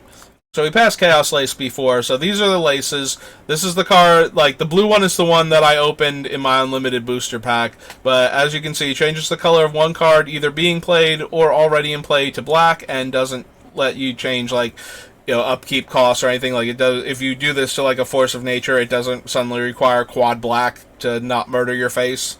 It continues to require quad green, it just happens to be a black card now. Demonic Attorney is another anti-card.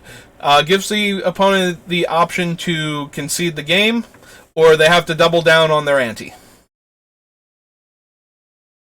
Demonic Hordes destroys land.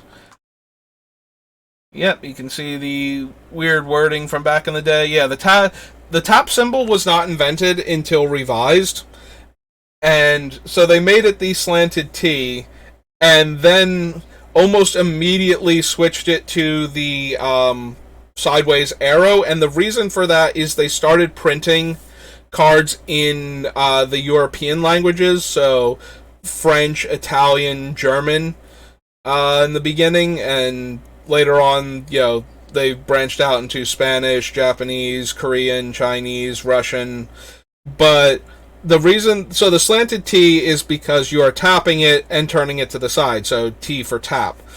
This went away because in some languages, the word for tap did not start with the letter T, even if they used, that particular alphabet for their language. Not to mention the languages that didn't, use that alphabet to begin with. So they needed a more universal symbol, so they made the sideways arrow to indicate turning it to the side for the tap symbol. So only revised printings and sets that were printed in between, I believe. So after Antiquities, I don't think Antiquities had the tap symbol. I believe Legends was the first set to have the tap symbol. So Legends, Dark, Fallen Empires, all use the sideways T. Everything else uses the tap symbol, including the foreign language versions of a lot of the revised cards that got printed in those languages.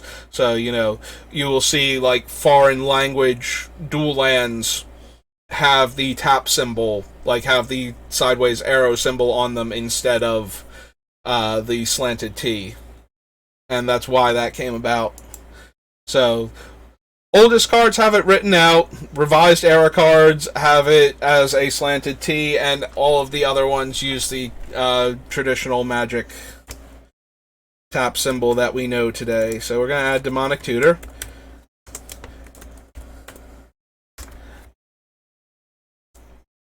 Yeah, Demonic Tutor, if I ever build a black deck in Commander that doesn't run Demonic Tutor, I think I had to have built a deck that literally will not allow me to play it. There was an idea I had for a deck that I was tinkering around with that used the companion Umari in a bug flash deck, which would mean that in order to use Umari as the companion, every single non-land card in the deck would have to be a creature. So that would be the only deck I have ever built, if I put it together, that runs black that does not run Demonic Tutor. It is okay to build commander decks that don't run Demonic Tutor, but you have to understand that that needs to be a conscious decision on your part. The reason to not run Demonic Tutor primarily is that tutors kind of undercut one of the spirits of Commander, although to be fair, they have been used to circumvent that rule literally since the inception of the format, back when it was Elder Dragon Highlander.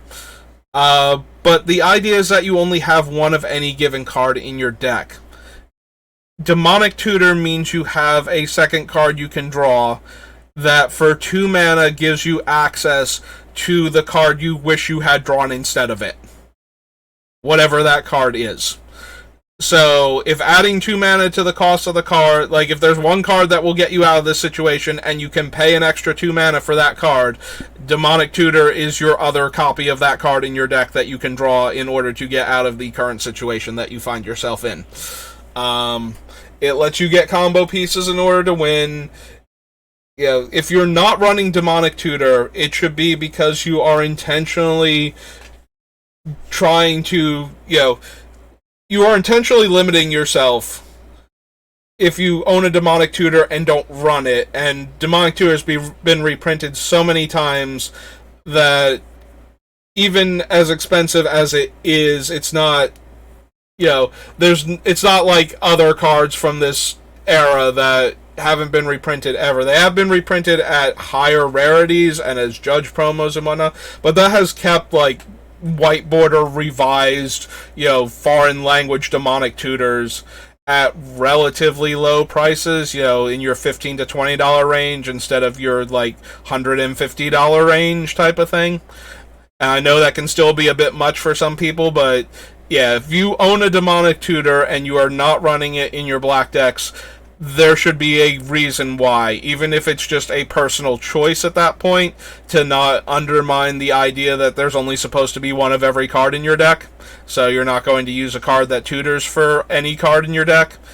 You want to, I don't know if you want to include tutors that are limited to specific cards, or if you'd want to try and run no tutors whatsoever. But yeah, Demonic Tutor most undermines that core concept of Commander, where you only have access to one of every card in your deck, in that it is a copy of whatever card you wish you had at the time. But if you have Demonic Tutor and you are playing black and you don't have some incredibly weird deck that literally stops you from putting it in the deck while still meeting the requirements for the deck, Demonic Tutor should be in your deck. Even if you have things that punish or stop deck manipulation, that like searching decks, you probably still want Demonic Tutor in your deck. Possibly to go find those cards so that other people can't use their Demonic Tutors once you have that in play. And just accept the fact that sometimes Demonic Tutor will be a dead draw if your deck is doing what it was supposed to be doing anyway. But yeah, Demonic Tutor, literally in all of my black decks that can run it. And it takes a very specific build to not be able to run it. Dingus Egg, Disrupting Scepter, Dragon Whelp, Drain Life, Judge Skeleton, Dwarven Demolition Team, can tap to destroy a wall. Alright, so here are the Dwarven Warriors.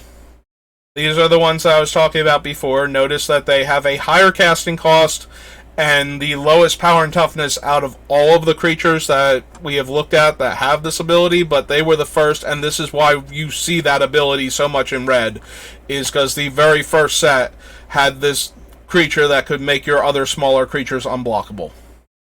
That is how that became a red ability.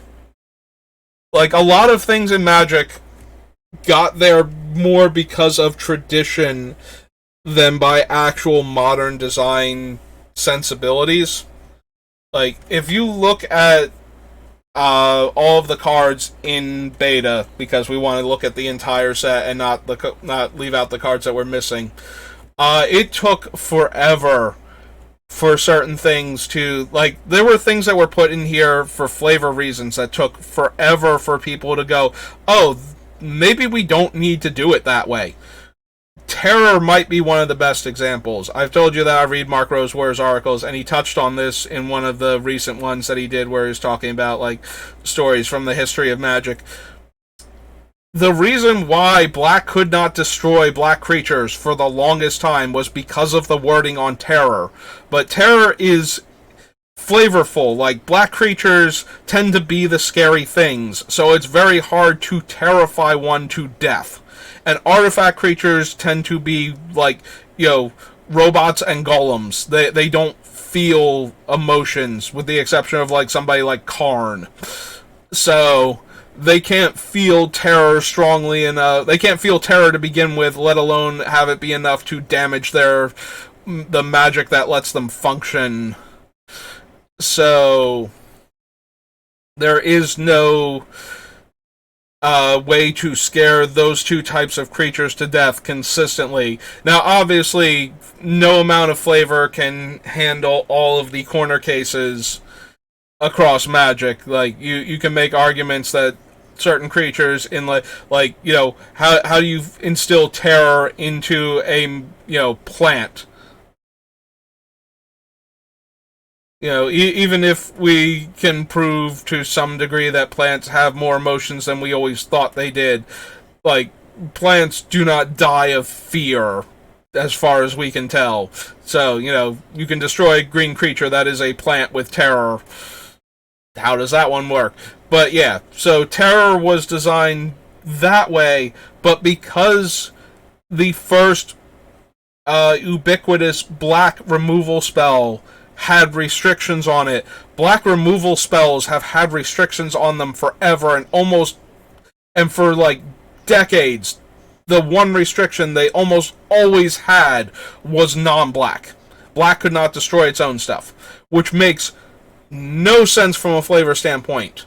Black as the color in Magic will sacrifice anything to get what it wants. They're like the purest expression of being black aligned in Magic the Gathering is once you have your goal in mind, everything else is expendable to that goal.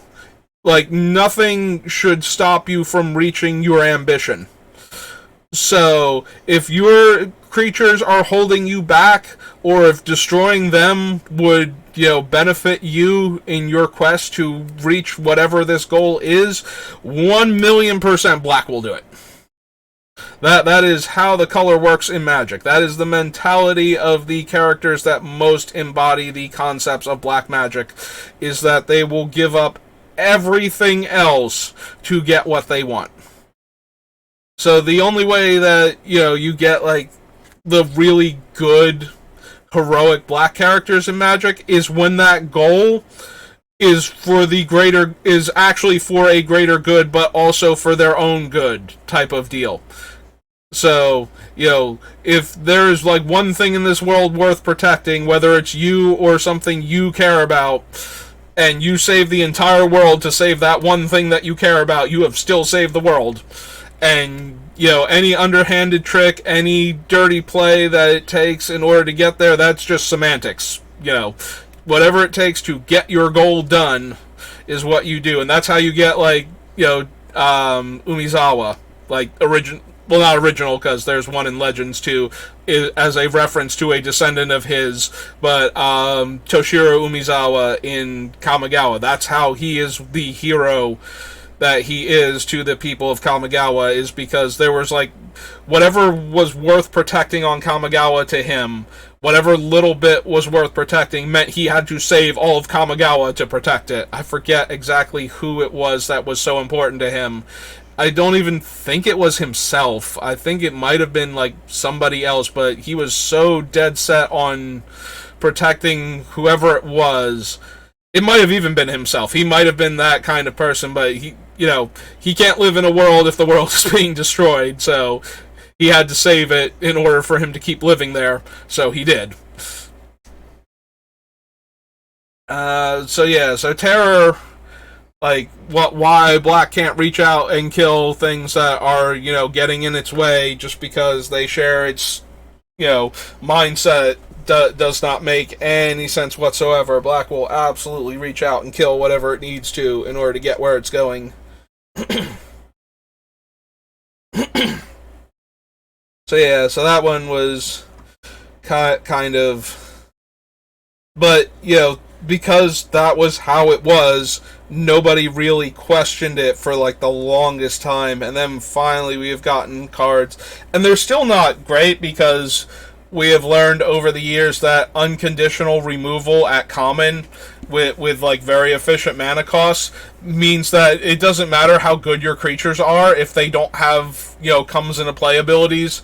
The whole argument dies to Doomblade is because if you spend like 5 or 6 mana on a creature that if it lives will generate you advantage but didn't give you anything when it came into play, and it gets nuked by a Doomblade effect, then you are out your 5 mana. Your opponent might be able to cast another creature or another removal spell or something else that turn, because, you were on 5 mana and they only spent 2 of whatever they had to work with, so theoretically they're on, like 4 at least, in theory, if they haven't been getting, if they haven't been not drawing land this entire time.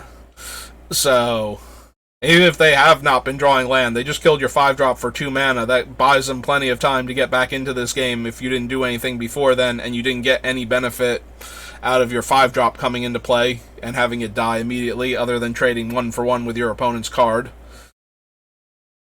So, yeah, they have to be very careful about giving Black too many efficient removal answers, which is why you see a lot more varied things, where, A, sorcery speed, B, limitations on what it can kill, not necessarily by color anymore, but sometimes, C, higher rarities, because you don't want that showing up in limited as much, and D,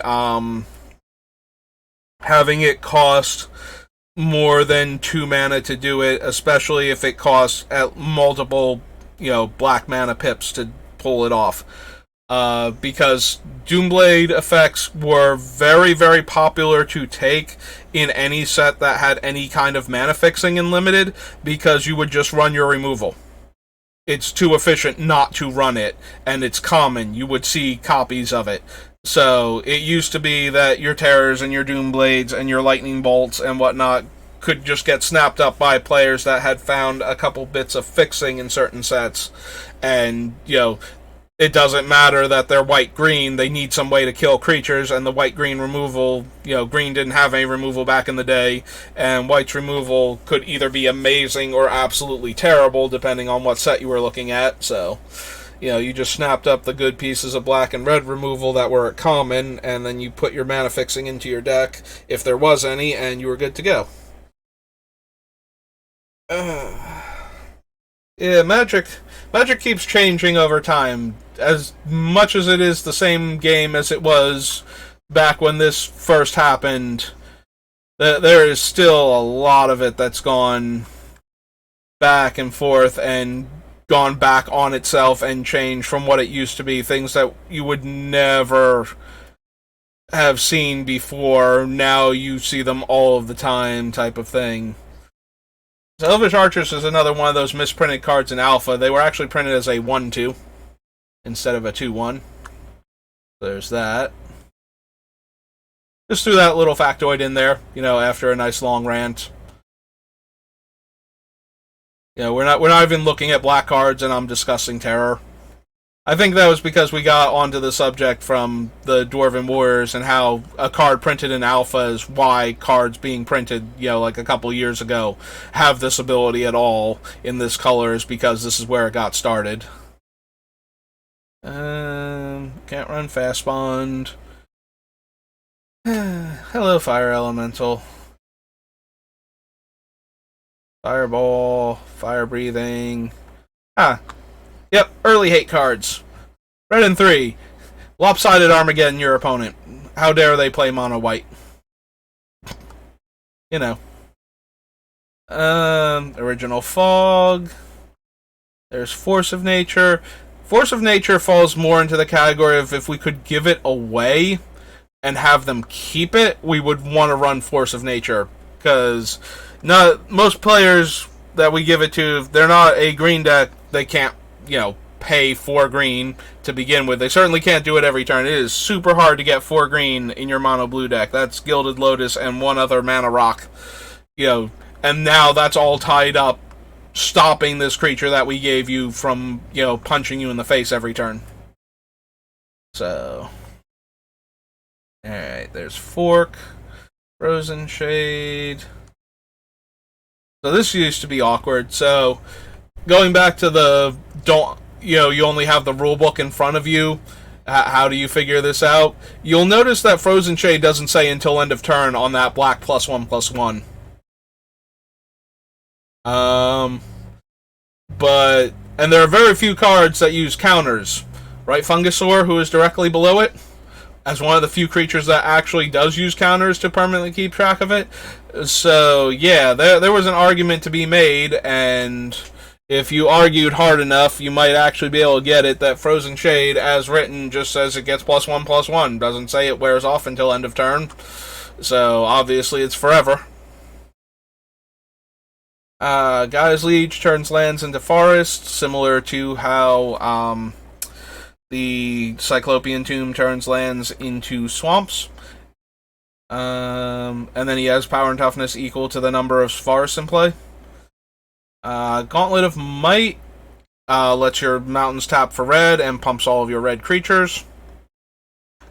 Yeah, all the other Anthem effects in this set, so Bad Moon and Crusade and whatnot, they kept getting reprinted set after set. Gauntlet of Might stopped at Unlimited. There have been cards printed later that mimic Gauntlet of Might, most notably Gauntlet of Power and Cage Sun.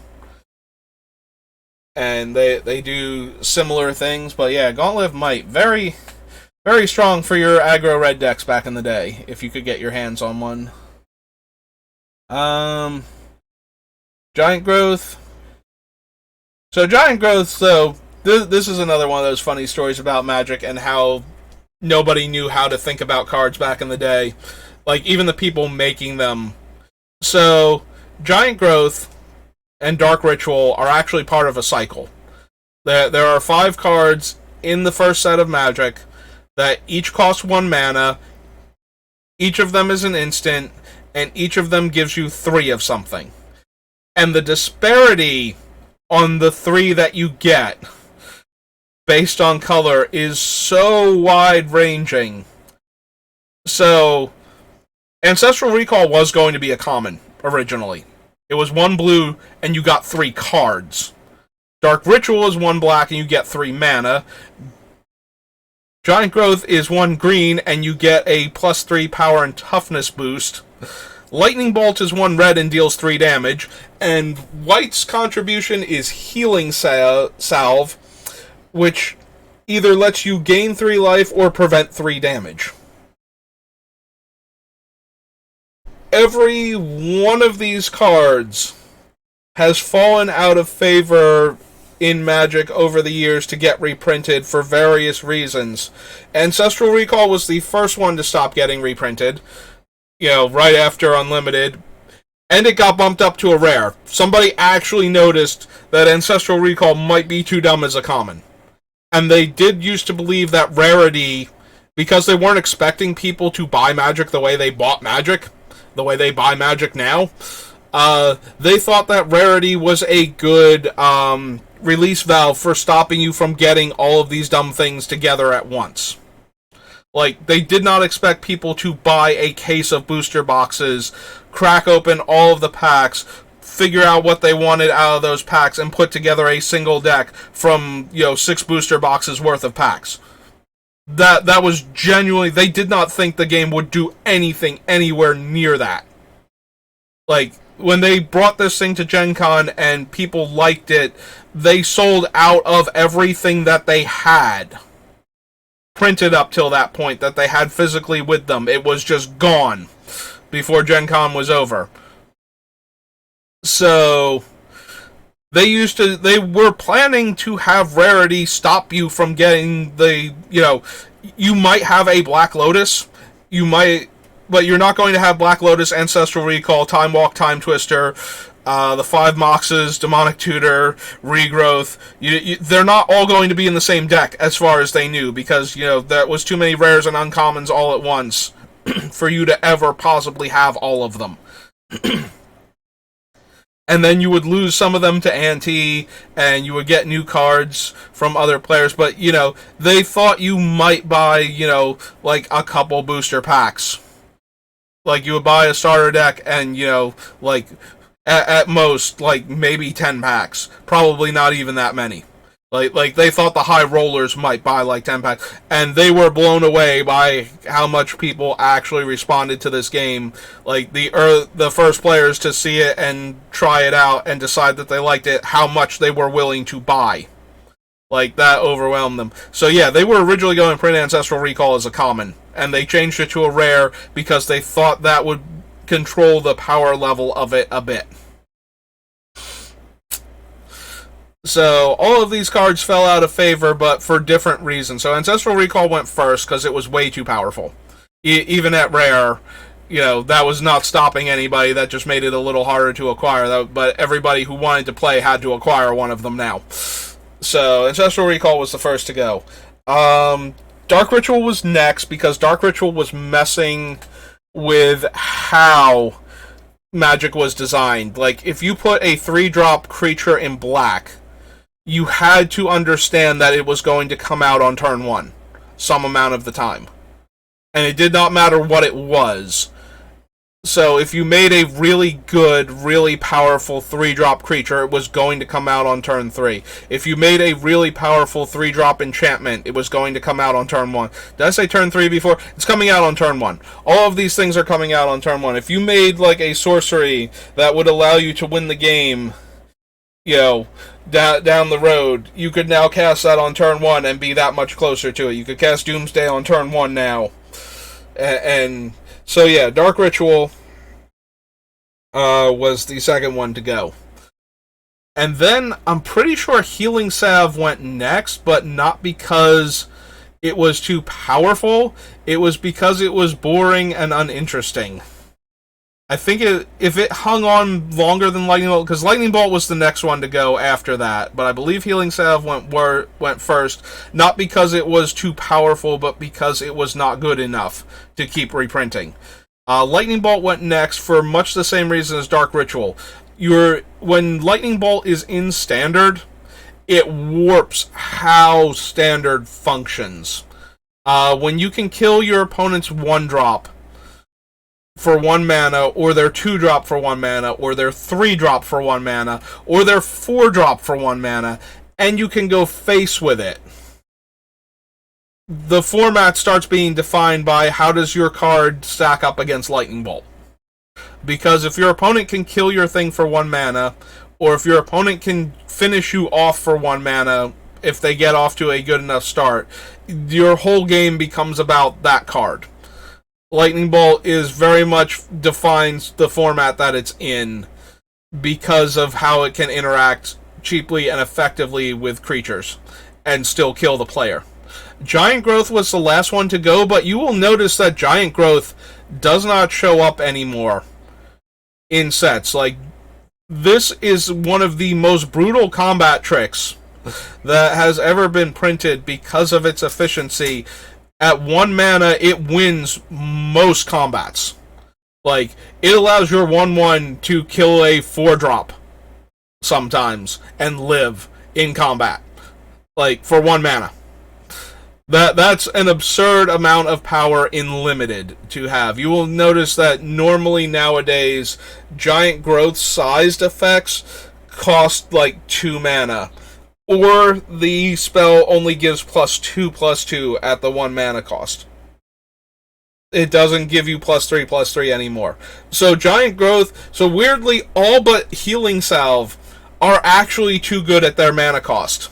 Like, every single one of them gives you way too much for the 1 mana that you spent on it.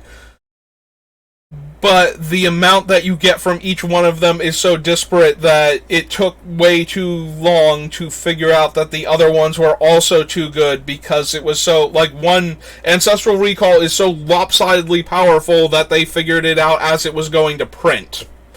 But it took them way longer to figure out Dark Ritual, Lightning Bolt, and even Giant Growth to a lesser degree were too powerful for the things that they were getting used in.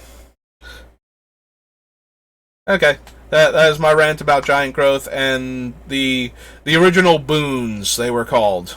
The boon cycle. The 1 for 3s. Or 3 for 1s. One will get you 3 of something. Giant Spider, for the longest time, had the most number of reprints in core sets. Like, Giant Spider was in every core set until one of the M1s finally, like, it was the last survivor. It had 1.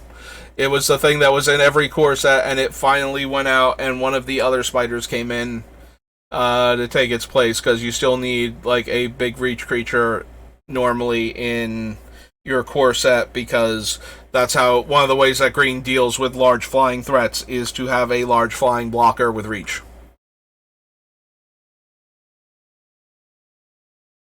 There's Gloom. So, funny enough, they errated Gloom so that it affects all white enchantments with an activation cost, but because the only white enchantments that had activation costs in them in the original set were the Circles of Protection, original wording on Gloom just hated on those 5 enchantments specifically. There's Goblin Balloon Brigade and Goblin King. So, out of all of the lords in this set, Goblin King is the only one that gets 2 creatures that it can give its bonus to. It was originally Summon the Goblin King, then it became then it became a Summon Lord, and then it became a Summon Goblin with other goblins gain the ability.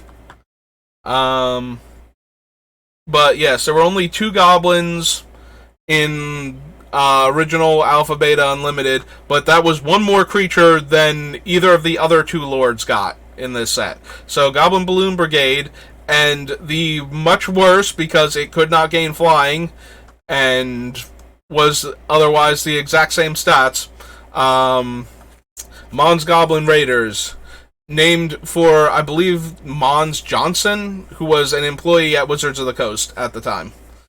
One of their card designers, I believe. So, Goblin King is the only lord that got 2 of its subjects in the first set. The other two are Lord of Atlantis, who gets Merfolk of the Pearl Trident, and the Zombie Lord, which gets Scathed Zombies. And no other zombies were printed in this set. Alright, so in the same set, we got Grey Ogre, who is a 3-mana 2/2 with no abilities, and Granite Gargoyle, sitting right next to it, is red and 2 for a 2/2 with both flying and the ability to pump its toughness. Because rarity is the only factor for determining how good the cards could be. So you can put your Grey Ogre in at common, and I forget if Granite Gargoyle was an uncommon or a rare. I believe it was an uncommon, but okay, it is actually a rare. I wasn't sure. And then there's going to be another one, oh god, I'm forgetting its name, Sedge Troll. We'll get to that one, which will also be red and 2, and will have the ability to regenerate. I believe Uthden Troll is also in this set, too. Yeah, there's a whole lot going on where we have all of these creatures are red and 2, and all of them are 2/2s, and poor Grey Ogre here is the vanilla one, who is terrible, and is here to show you only that for red and 2, you should be getting way more for your mana, even back then when creatures were terrible. Like, even now, when, you know, everything is absolutely terrible because they thought creatures were infinitely better than they were, you should still be doing better than red and 2 for a 2/2 with no abilities. Grizzly bears, wherefrom the term being it. This is why 2-mana 2/2s are bears. Is because they are bears. They are grizzly bears. Similarly, this is if you've ever heard the terminology, this is where it all comes from. 3-mana 2/2s, Grey Ogres. 2-mana 2/2s, bears. 4-mana 3/3s, hill giants. All of these terms are because Alpha Beta Unlimited. They are the simplest, cleanest version, so anything that starts off as one of those is just one of those with upside now. Or one of those with a downside sometimes. Because, you know, sometimes Magic cards are really terrible.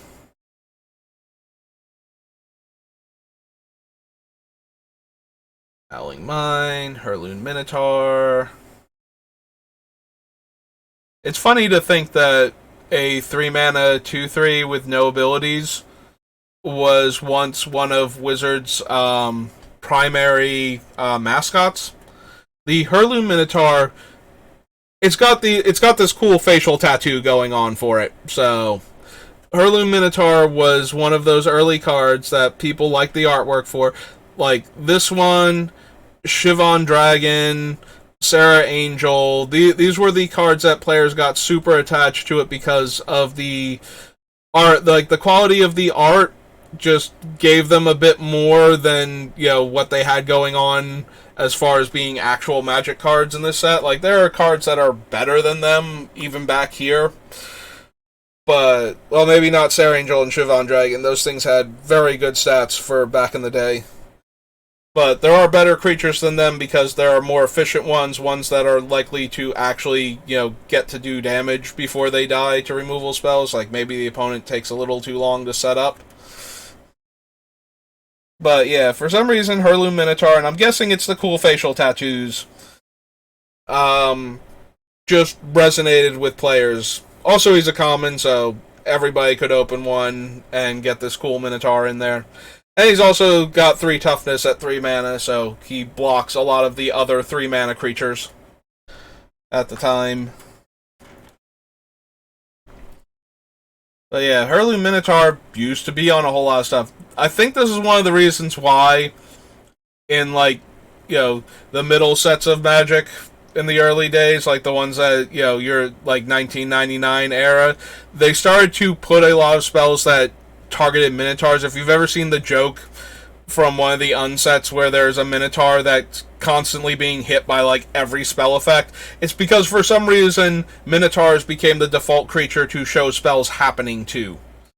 And I think a little bit of that had, like, for the same reason that you got the Didgeridoo and all those Minotaurs in Homelands, is because Hurloon Minotaur. Like, this is the one that got people excited to have Minotaurs in the deck and care about a Minotaur tribal. And, yeah. So, one of the earliest faces of Magic. If I recall correctly, Heirloom Minotaur... So, there was a page-a-day calendar, one of those desk calendars. Magic released exactly one of those. I do still have it. One of the first pages, I think it is actually the January 1st card, is Heirloom Minotaur because it was one of Magic's earliest mascot characters. There's Hurricane.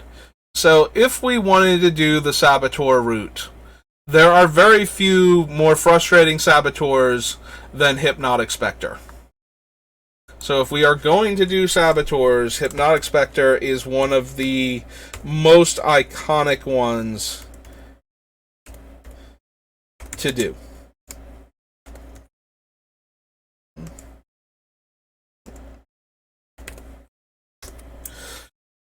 So this is the one that you wanted to Dark Ritual out because Hypnotic Specter on turn 1 that does not get immediately answered wins games. Hypnotic Specter just chews through the opponent's hand, and you used to not be able to mulligan hands. I've said this before about when we were discussing Hymn to Torok. If you kept the mulligan rule for original Magic when it first came out was you could only mulligan by revealing your opening hand to show that it had exactly all lands or exactly 0 lands. Notably, this means you cannot mulligan a hand that had, one of the lands that did not tap for mana, because early lands, some of them were just spells that took up your land slot. Most notably, cards like Maze of Ith, which would stop a creature from attacking. If you had one of those in your opening hand, you could not mulligan even though you had no mana sources in your hand, type of deals. So a turn 1 Hypnotic Specter against an opponent that had a particularly bad hand would either get rid of all of their spells before they could play them, or possibly hit one of the few lands they had, and if they did not draw another one, just take them out of the game for the foreseeable future, and then start stripping the spells out of their hand, so that by the time they drew land, they might have lost the spells that they needed to participate in this game. So yeah, Hypnotic Specter, you'll notice that when Hypnotic Specter was reprinted after Dark Ritual had stopped being a thing, like I said, eventually they realized Dark Ritual was screwing up, Standard. You can't print a 3-mana black creature that's good, because it's going to come down on turn 1 X% of the time, because people are going to cram 4 Dark Rituals and 4 of that card into their deck if it's that good. So Hypnotic Specter, when it came back and you could not cast it before turn 3, coupled with the changes to the mulligan rule where you could actually have a more consistent chance to get a playable hand, meant Hypnotic Specter saw almost no play when it came back to Standard in 9th edition. For all the power that it had originally, it was entirely tied to its ability to get cheated out by Dark Ritual. Alright, so now we've come to Illusionary Mask. I'm going to add this to the list, but this card is insanely expensive, I am sure, compared to almost everything else on the list, with the possible exception of the dual lands. There is a possibility that it is less than Bayou, but I don't think it is less than Badlands or Taiga. Taiga? I've always pronounced it Taiga. I've also heard it pronounced Taiga, so sometimes I switch back and forth. So Illusionary Mask has a very complex wording. What it does allow you to do, though, is you spend at least the creature's casting cost. So X has to be the actual cost of the creature. But you can... So it includes colors. So you can't use, you can't spend X, like, you can't spend entirely green mana on X and put a black creature into play face down with this, even if you spent green mana equal to the casting cost of the thing. That's not how this works. You have to actually spend the correct colors in addition. So, but what you do when you play it is that it comes down face down like a morph creature, to the point where they have changed it. It used to be that the creature had basically undefined stats or was treated as an O1. Which you still spend as soon as the face down. Yeah, it used to just be put into play face down with no actual definition of what it was, other than that it was a creature. And as soon as anything happened to it, like it got targeted, or would deal, yeah. So let's see, what's the actual thing? Because so if the creature that spell becomes as it resolves has not been turned face up and would assign or deal damage, be dealt damage, or become tapped, instead turn it face up and assigns or deals damage, is dealt damage, or becomes tapped. Activate only as a sorcery, so it doesn't replace the things. So that was the thing with targeting, is that because you didn't know what it was, if you cast something like let's say you cast a lightning bolt on it thinking that it was a 3/3 flyer, that your opponent, like, let's say you thought it was Phantom Monster, just as a random example of an old card that would have been around at the same time, and you cast lightning bolt on it, and it's not Phantom Monster, let's say it's like an Earth Elemental instead, so it's a 4/5 on the ground. You would just say that, okay, it's taken 3 damage. And it wouldn't die. And the opponent would have to, like, now, if later on we turned it face up and it was a 3/3, then I, obviously cheated, and I would get properly disqualified for that. And you can call a judge over to have them confirm that a creature that has just been dealt 3 damage. Okay, so the 3 damage doesn't work because it's dealt damage. There were things, though, that used to work like this. I think it might have been Terror then, because notice how I thought it was included that it being targeted was one of the things, and being a target is not one of the things. Yeah, that was... Yeah, so damage being dealt to it did matter, so... But if you cast Terror on it and it happened to be black or an artifact, it would not die, because its unknown qualities used to still matter while the card was face down. That used to be the thing with it. Yeah, I'm wording it slightly worse than it actually is.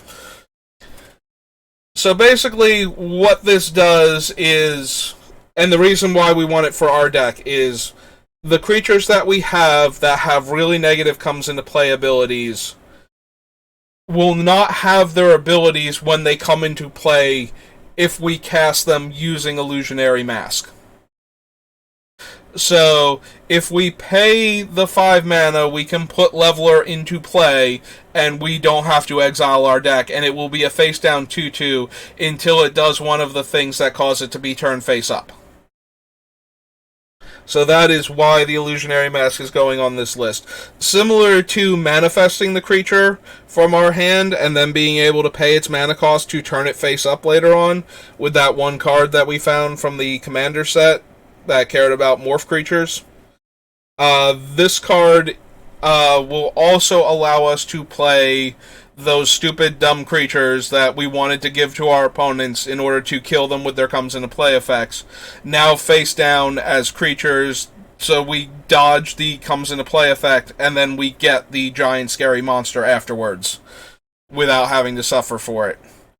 So that is why this is going on the list. I understand that, as I said, not everybody is going to have access to this card. Most people will not have access to this card. But we want to build the best version of the deck first, and then figure out, for budgetary reasons, what we will be doing instead for players that don't have access to this card and could not ever reasonably get a hold of it. out of all of the cards that are going to go into this deck, I think Illusionary Mask is one of the most expensive cards that does not have a good replacement. Like, I expect to run Illusionary Mask and that other card, and possibly some of the other cards that allow us to manifest cards, just because of the way they interact with the cards in our deck. So it's kind of frustrating in that regard that when we're done with this deck, it will look cool and it will play better with the Illusionary Mask, and most players will just not be able to add it into their deck.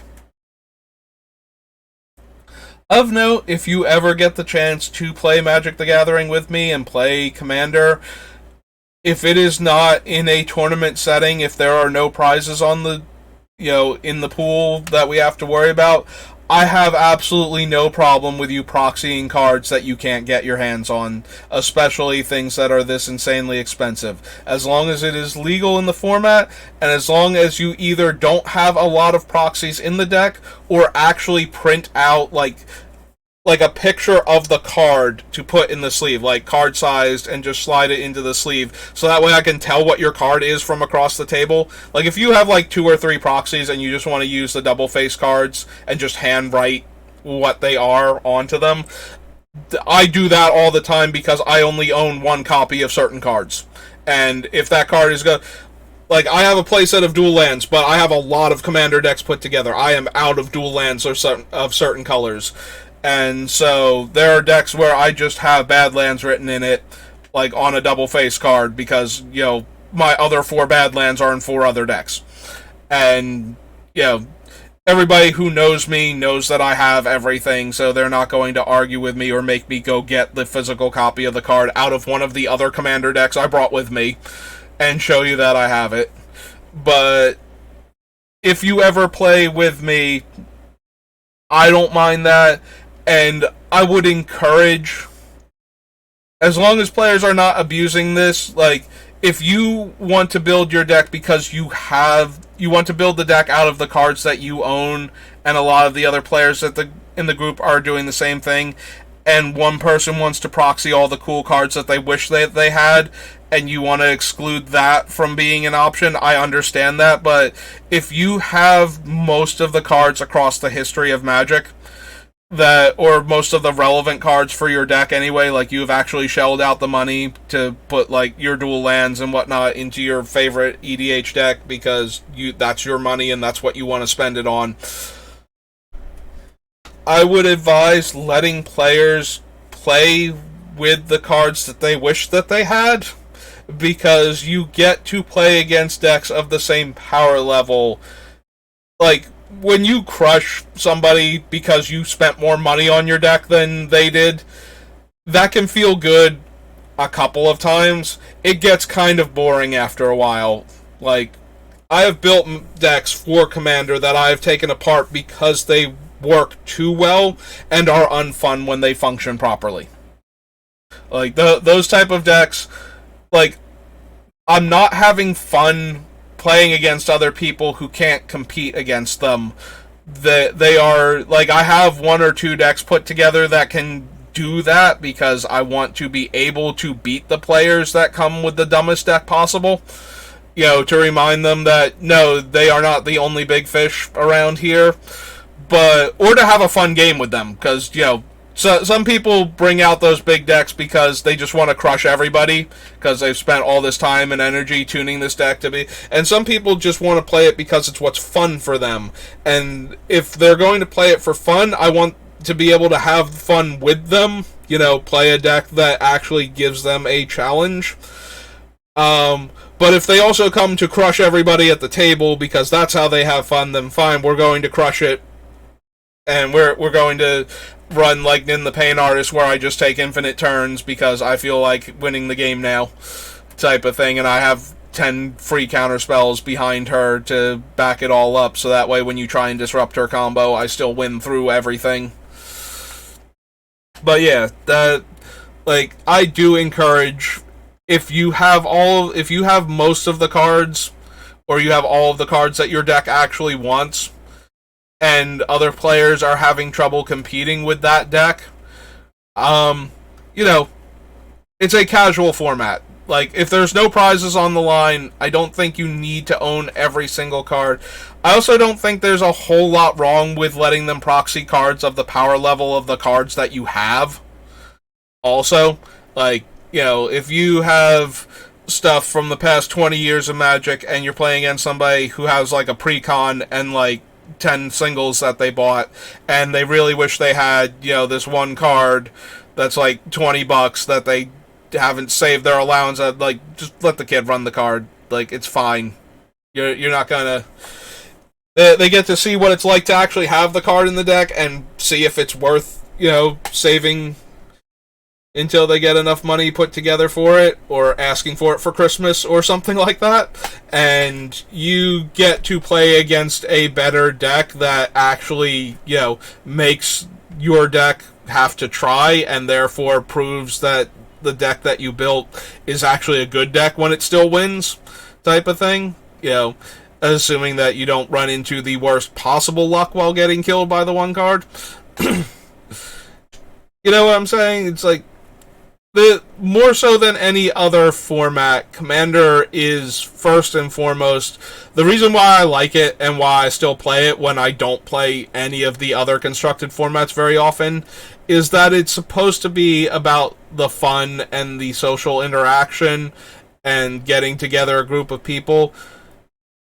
It's still Magic. There's still always going to be a competitive side to it. You want to win. Like, most people build their Commander decks to win. Some people do build them to do the cool thing regardless of whether or not they win. And some people build the insane off-the-wall decks just to show you what it would look like. But that's the thing about Commander, is it's very much first and foremost a casual format. You can play it competitively. God knows there are people, there are whole things dedicated to competitive EDH, including a separate ban list for doing it like heads up and whatnot, because, Sol Ring in heads up competitive EDH is way more broken than Sol Ring in a 5-player Commander game, just sitting around having fun. But I'm gonna be honest, if you want the players at the table to have decks closer to the same power level if you want to have fun and interesting games. Like, you don't want to steamroll everybody, and you don't want to get crushed horribly just for bringing the deck. You want to feel like at some point in time you might have been able to win that game, even if you don't.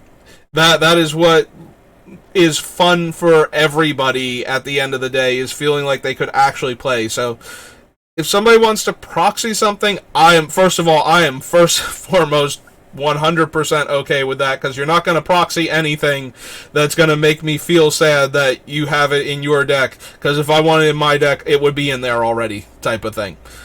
But I do recommend extending that courtesy to other people to create play groups that have more play to them than just the person that spent all of the money has the cooler deck and gets to win more often.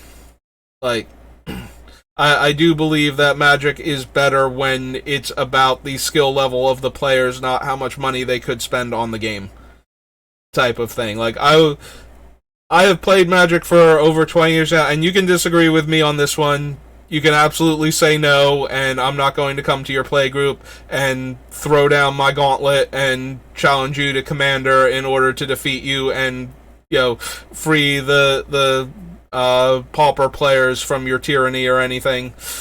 It would be hilarious if I did that. I would love to be able to do that, but it's just, I want other players to be able to play a fun game. I have more fun when I beat you because I played better than I do when I beat you because my deck is full of money and yours isn't. Like, that has always been my mentality.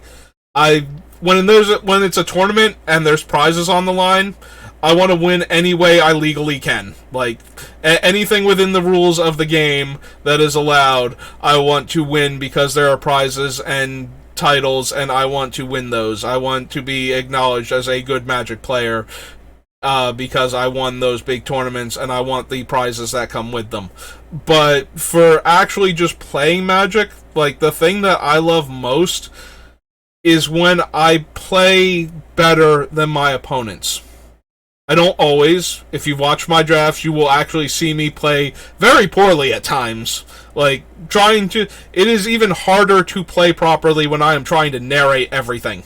Like, I always knew that was a thing. Like, I have watched players that I know are good at Magic make very, very bad decisions because they are distracted by playing the game for an audience and discussing the game while it's happening, and that allows them to get focused on, like, the wrong thing sometimes, or to forget an important piece of information they knew, or just to miss something in general, which is already something that happens to Magic players of all skill levels to begin with, and is exacerbated by being in front of everybody and trying to do it well in front of people while explaining your whole mentality of why you're doing what you're doing.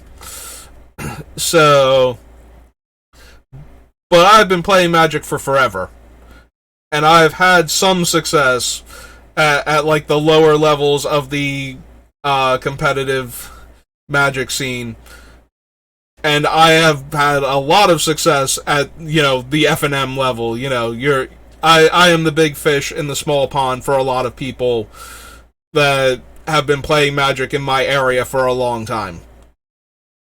Like, they do still beat me. I do still lose games of Magic, but I am the one that I show up to the tournament and they go, that is the person I am going to have to beat tonight if I want the top prize.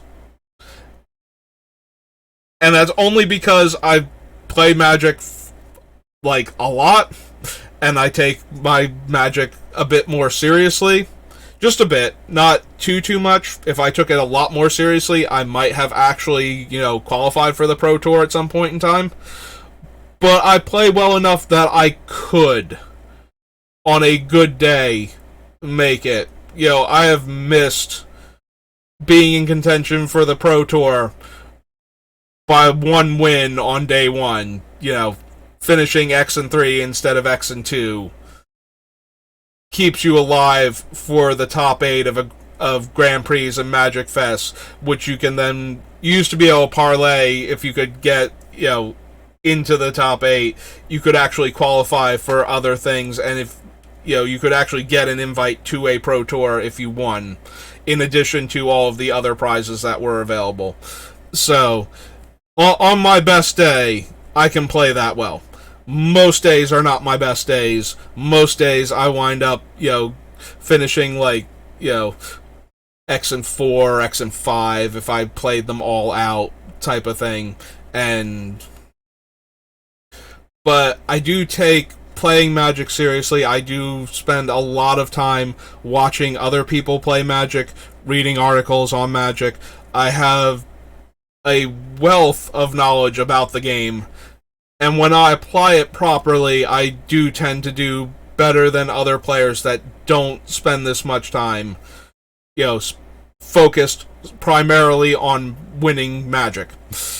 So, wow, I've been rambling for a while now, haven't I? It is quite late. I've been like I am 3 hours into this video, and we are still, I think we're still on page 1, maybe page 2 of this set. So, getting back to the idea, so I have very strong opinions on Magic because of this. Like, I've been playing it for a long time. I want to win primarily on skill, though. I don't want to win because I spent more money on the game. I feel better about myself when I win a close game of Magic because I outplayed the other player. Like, more so than anything else, if they had a chance to win that and I figured out, like, how they were going to win and played around it, or got them to do the wrong thing because I made it look like the right thing, or, you know, anytime I outskill my opponent instead of outdraw them or outmoney them, I feel way more. It just feels so good to win Magic that way. That is the way I want to win every game of Magic if I could. Like, I would much prefer to win through sheer skill than anything else. Because those are the times that I feel really good about myself when I play Magic. Like, that is the positive feeling that I get from playing Magic is strongest when I win through skill. Everything else about Magic is fun. I like winning by luck. I will accept losing if I played well and just could not win. Then I think, like, I can still feel good about myself if I know that I played the best game that I could and didn't win. Like, I still will feel disappointed that I did not win, frustrated or angry if there was actually, any serious prizes on the line when I don't win. But I do still feel good about myself. I have had stories where I talk about how I applied things that I have been learning about Magic to that particular event and used them to do better than I would have and still lost.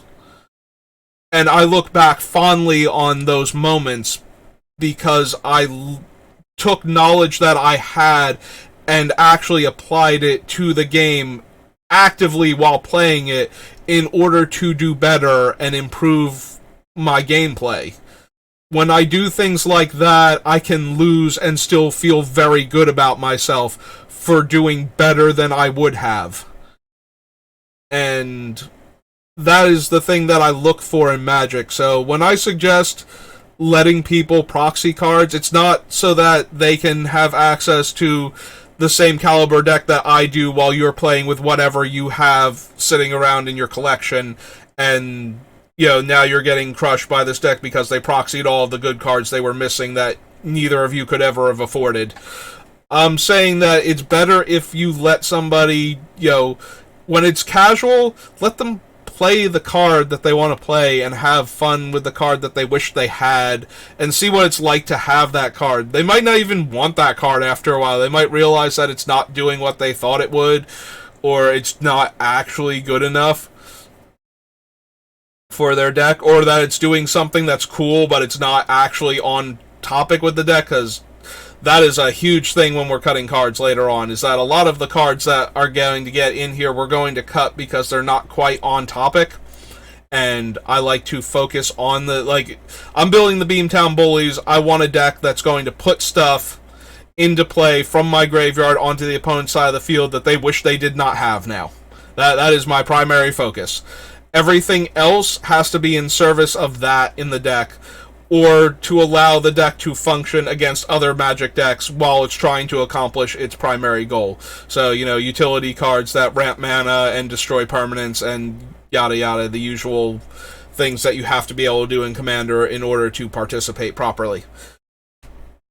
So, that's where I'm coming from when I say let people play proxies in casual events.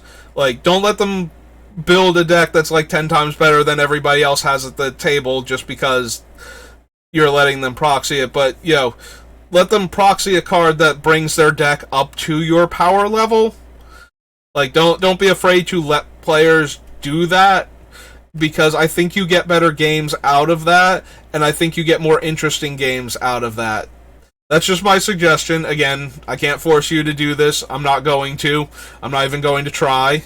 If you show up in the comments section when I upload this video to YouTube and you're just like, yeah, that's the stupidest idea I ever heard of, and you're an idiot for suggesting it, I'm not gonna Jay and Silent Bob Strike Back ending of the movie come find you and start beating you up or anything. I promise. I don't have the time or energy to do that, and I've spent way too much on I'm like clapping my hands now as I'm making my points. Spend way too much money on Asian language foil Magic cards to have the money to go flying across country or out of country to come to your house and bring up the fact that you wrote this mean-spirited post in my YouTube comments. Plus, I'll just be thrilled that you're helping my analytics out. Let YouTube see that you're like rage posting about my video, so it's getting you watch my video and you made it to this point in this 3+ hour long video, and then you left a comment.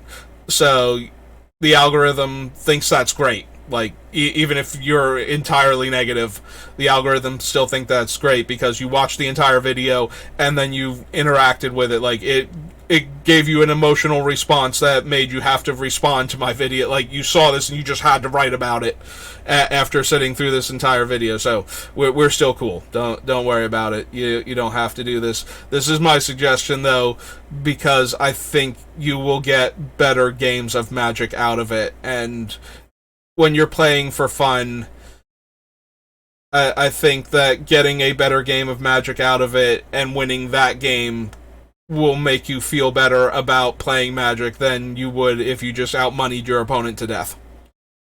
Probably.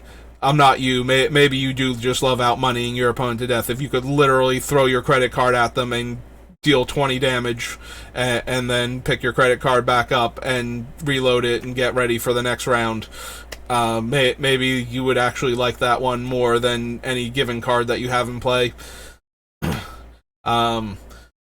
I mean, Magic does have a few things in common with the modern gacha games online, especially if you're playing on things like Arena, where you are actually technically playing a gacha at that point. So, alright, so I've been rambling for forever now, and we are not even halfway done with this set. Jade Statue, the original I'm Not a Creature All the Time card. Even it's like an artifact without a creature type that has a stat line down here, like it's a vehicle or something. Old Magic cards were so weird. Juggernaut. At one point in time, Vintage All-Star. Okay, real quick. One of my favorite stories ever about Juggernaut. So, vintage players having a vintage game. They're both on shops. One person...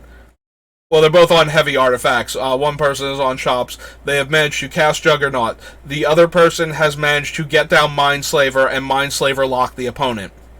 They still lose the game because they do not draw anything on their turns to stop Juggernaut, and they can't choose to not attack with Juggernaut.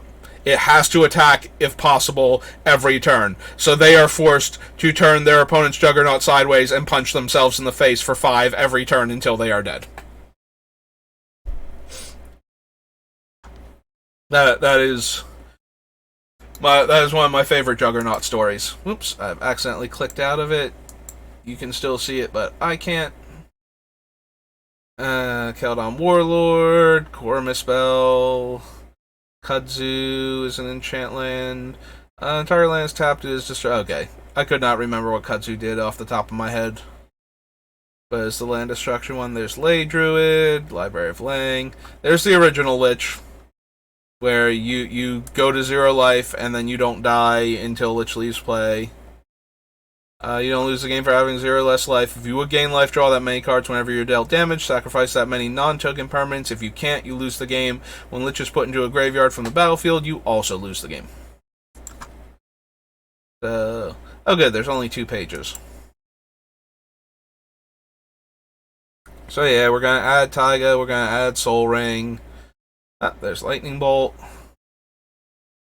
Living Artifact, Living Lands, Living Wall, Alan War Elves, Lord of the Pit. There's the original lore. Mana Flare. I don't think we need a Mana Vault in this deck. We don't have a ton of colorless requirements. Like, a lot of the Bullies only have 1 colorless in their thing. Obviously, we have Mana Rocks and whatnot.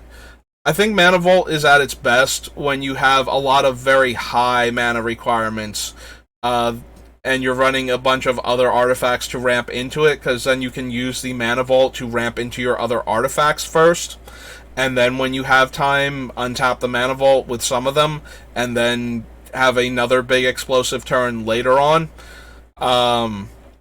Whereas cards like Soul Ring give you such a mana advantage immediately and continuously that you just kind of run them, even though, like, you know, the Bullies aren't going to be accelerated more than a turn by having a Soul Ring out, but your ability to go, like, Soul Ring into one of the Signets and then untap and possibly play, like, your Gilded Lotus or something, because you're ramping so hard. Whereas if you use the Mana Vault to do something like that, you still have to wait a couple turns to untap the Mana Vault to be able to hit that other big turn afterwards, because you've used all the mana to do the first setup explosives to your explosive start type of thing. Like, yes, Mana Vault is a very good card, and there are a ton of commander decks that will and should jump at the chance to include a Mana Vault in their deck. I don't think this is one of them. We have a few cards that are good enough to ramp into, but we are primarily circumventing mana cost by using our commander to put these expensive things into play under other players' control and forcing them to attack with them. So this is one of the few times where I don't think we really need that kind of ramp card.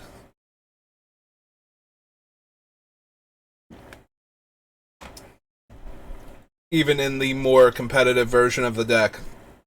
Because Mana Vault is a card that I will tend to leave out of the less competitive versions, because normally, like I said, you get like the one-shot ramp, and then you have to wait until you get around to untapping it to get the big explosive turn afterwards for having ramped into those other cheaper artifacts.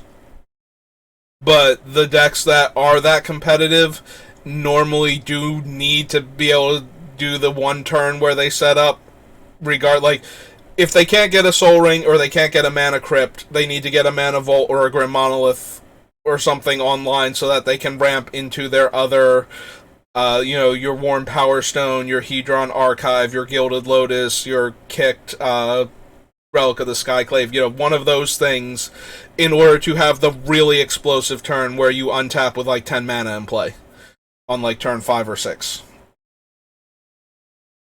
Like, the more competitive the deck is, the more it probably needs something like that.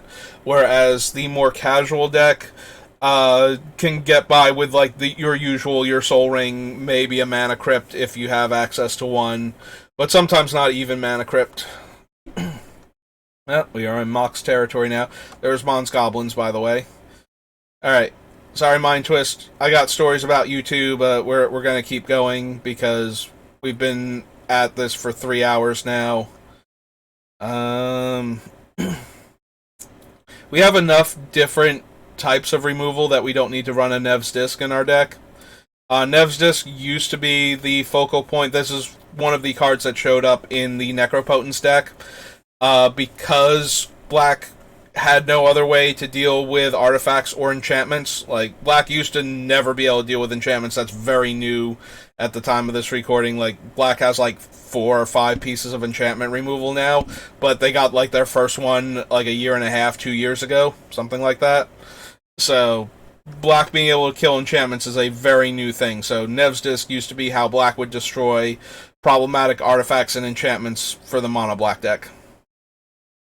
There's the Oriflame I was talking about. In beta, it's red and 3. Pestilence, Plague Rats, Plateau, Power Surge. I did mention Raging River before. It's got a really fun and awkward wording. We'll blow it up real quick. So this is the official wording on it. They divide into left pile and right pile, but the actual wording is when you attack, non-flying creatures defending player controls have to be assigned to one side or the other of the river, and then you assign your attackers to one side or the other of the river, and creatures without flying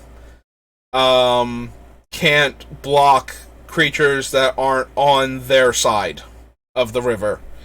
So the Raging River divides the combat area, and creatures on either side of it can't help creatures on the other side of it effectively in combat.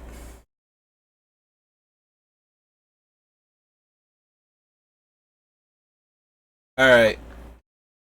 We can consider Regrowth. Out of all of the cards that get, things back from the graveyard, this is one of the most efficient ones for any card back, and we definitely don't want most of our creatures back, but there are some we would like to get back, and there are lots of other non-creature cards that we will be running that we would not mind having a second shot at, so we will add Regrowth to the list. Royal Assassin, Sacrifice, Savannah, Scathe Zombies, Scavenging Ghoul.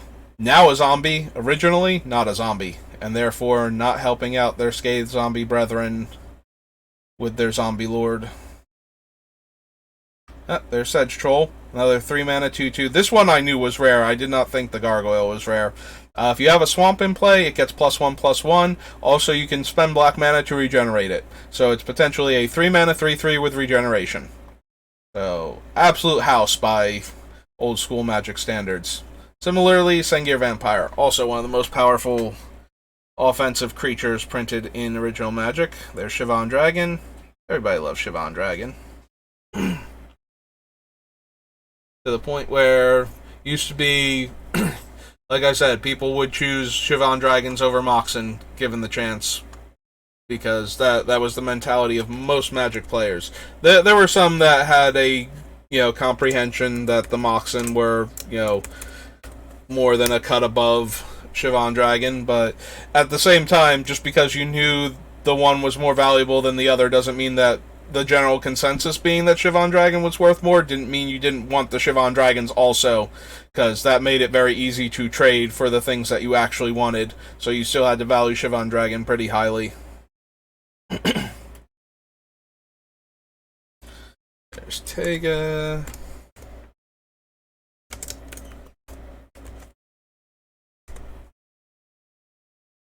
Terror, the Hive, Thicket Basilisk.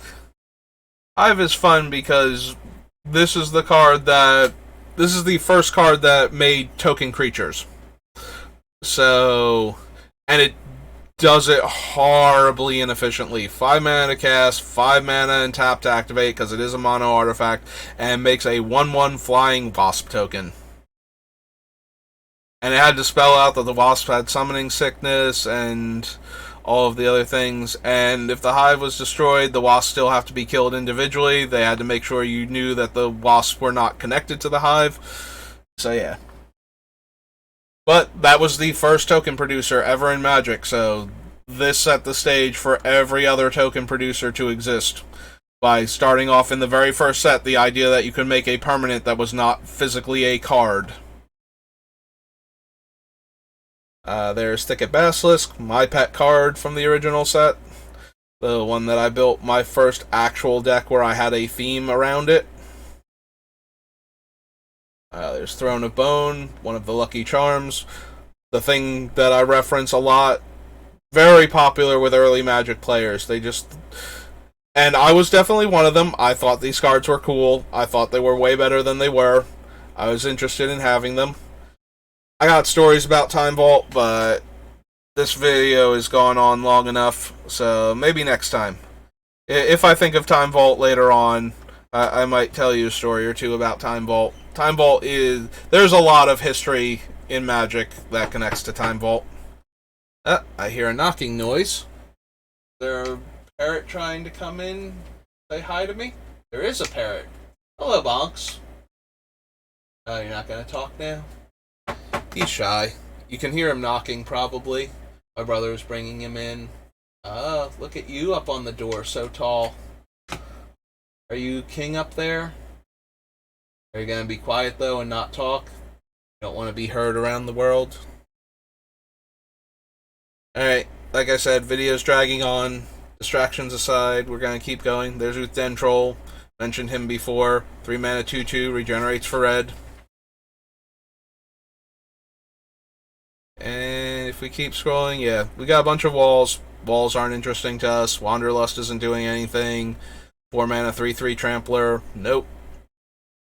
Alright, so now we've come to Wheel of Fortune. Another one of those incredibly expensive cards. There are a few options, some of which we will definitely be running. In fact, we are running some of them right now if we keep them in the deck.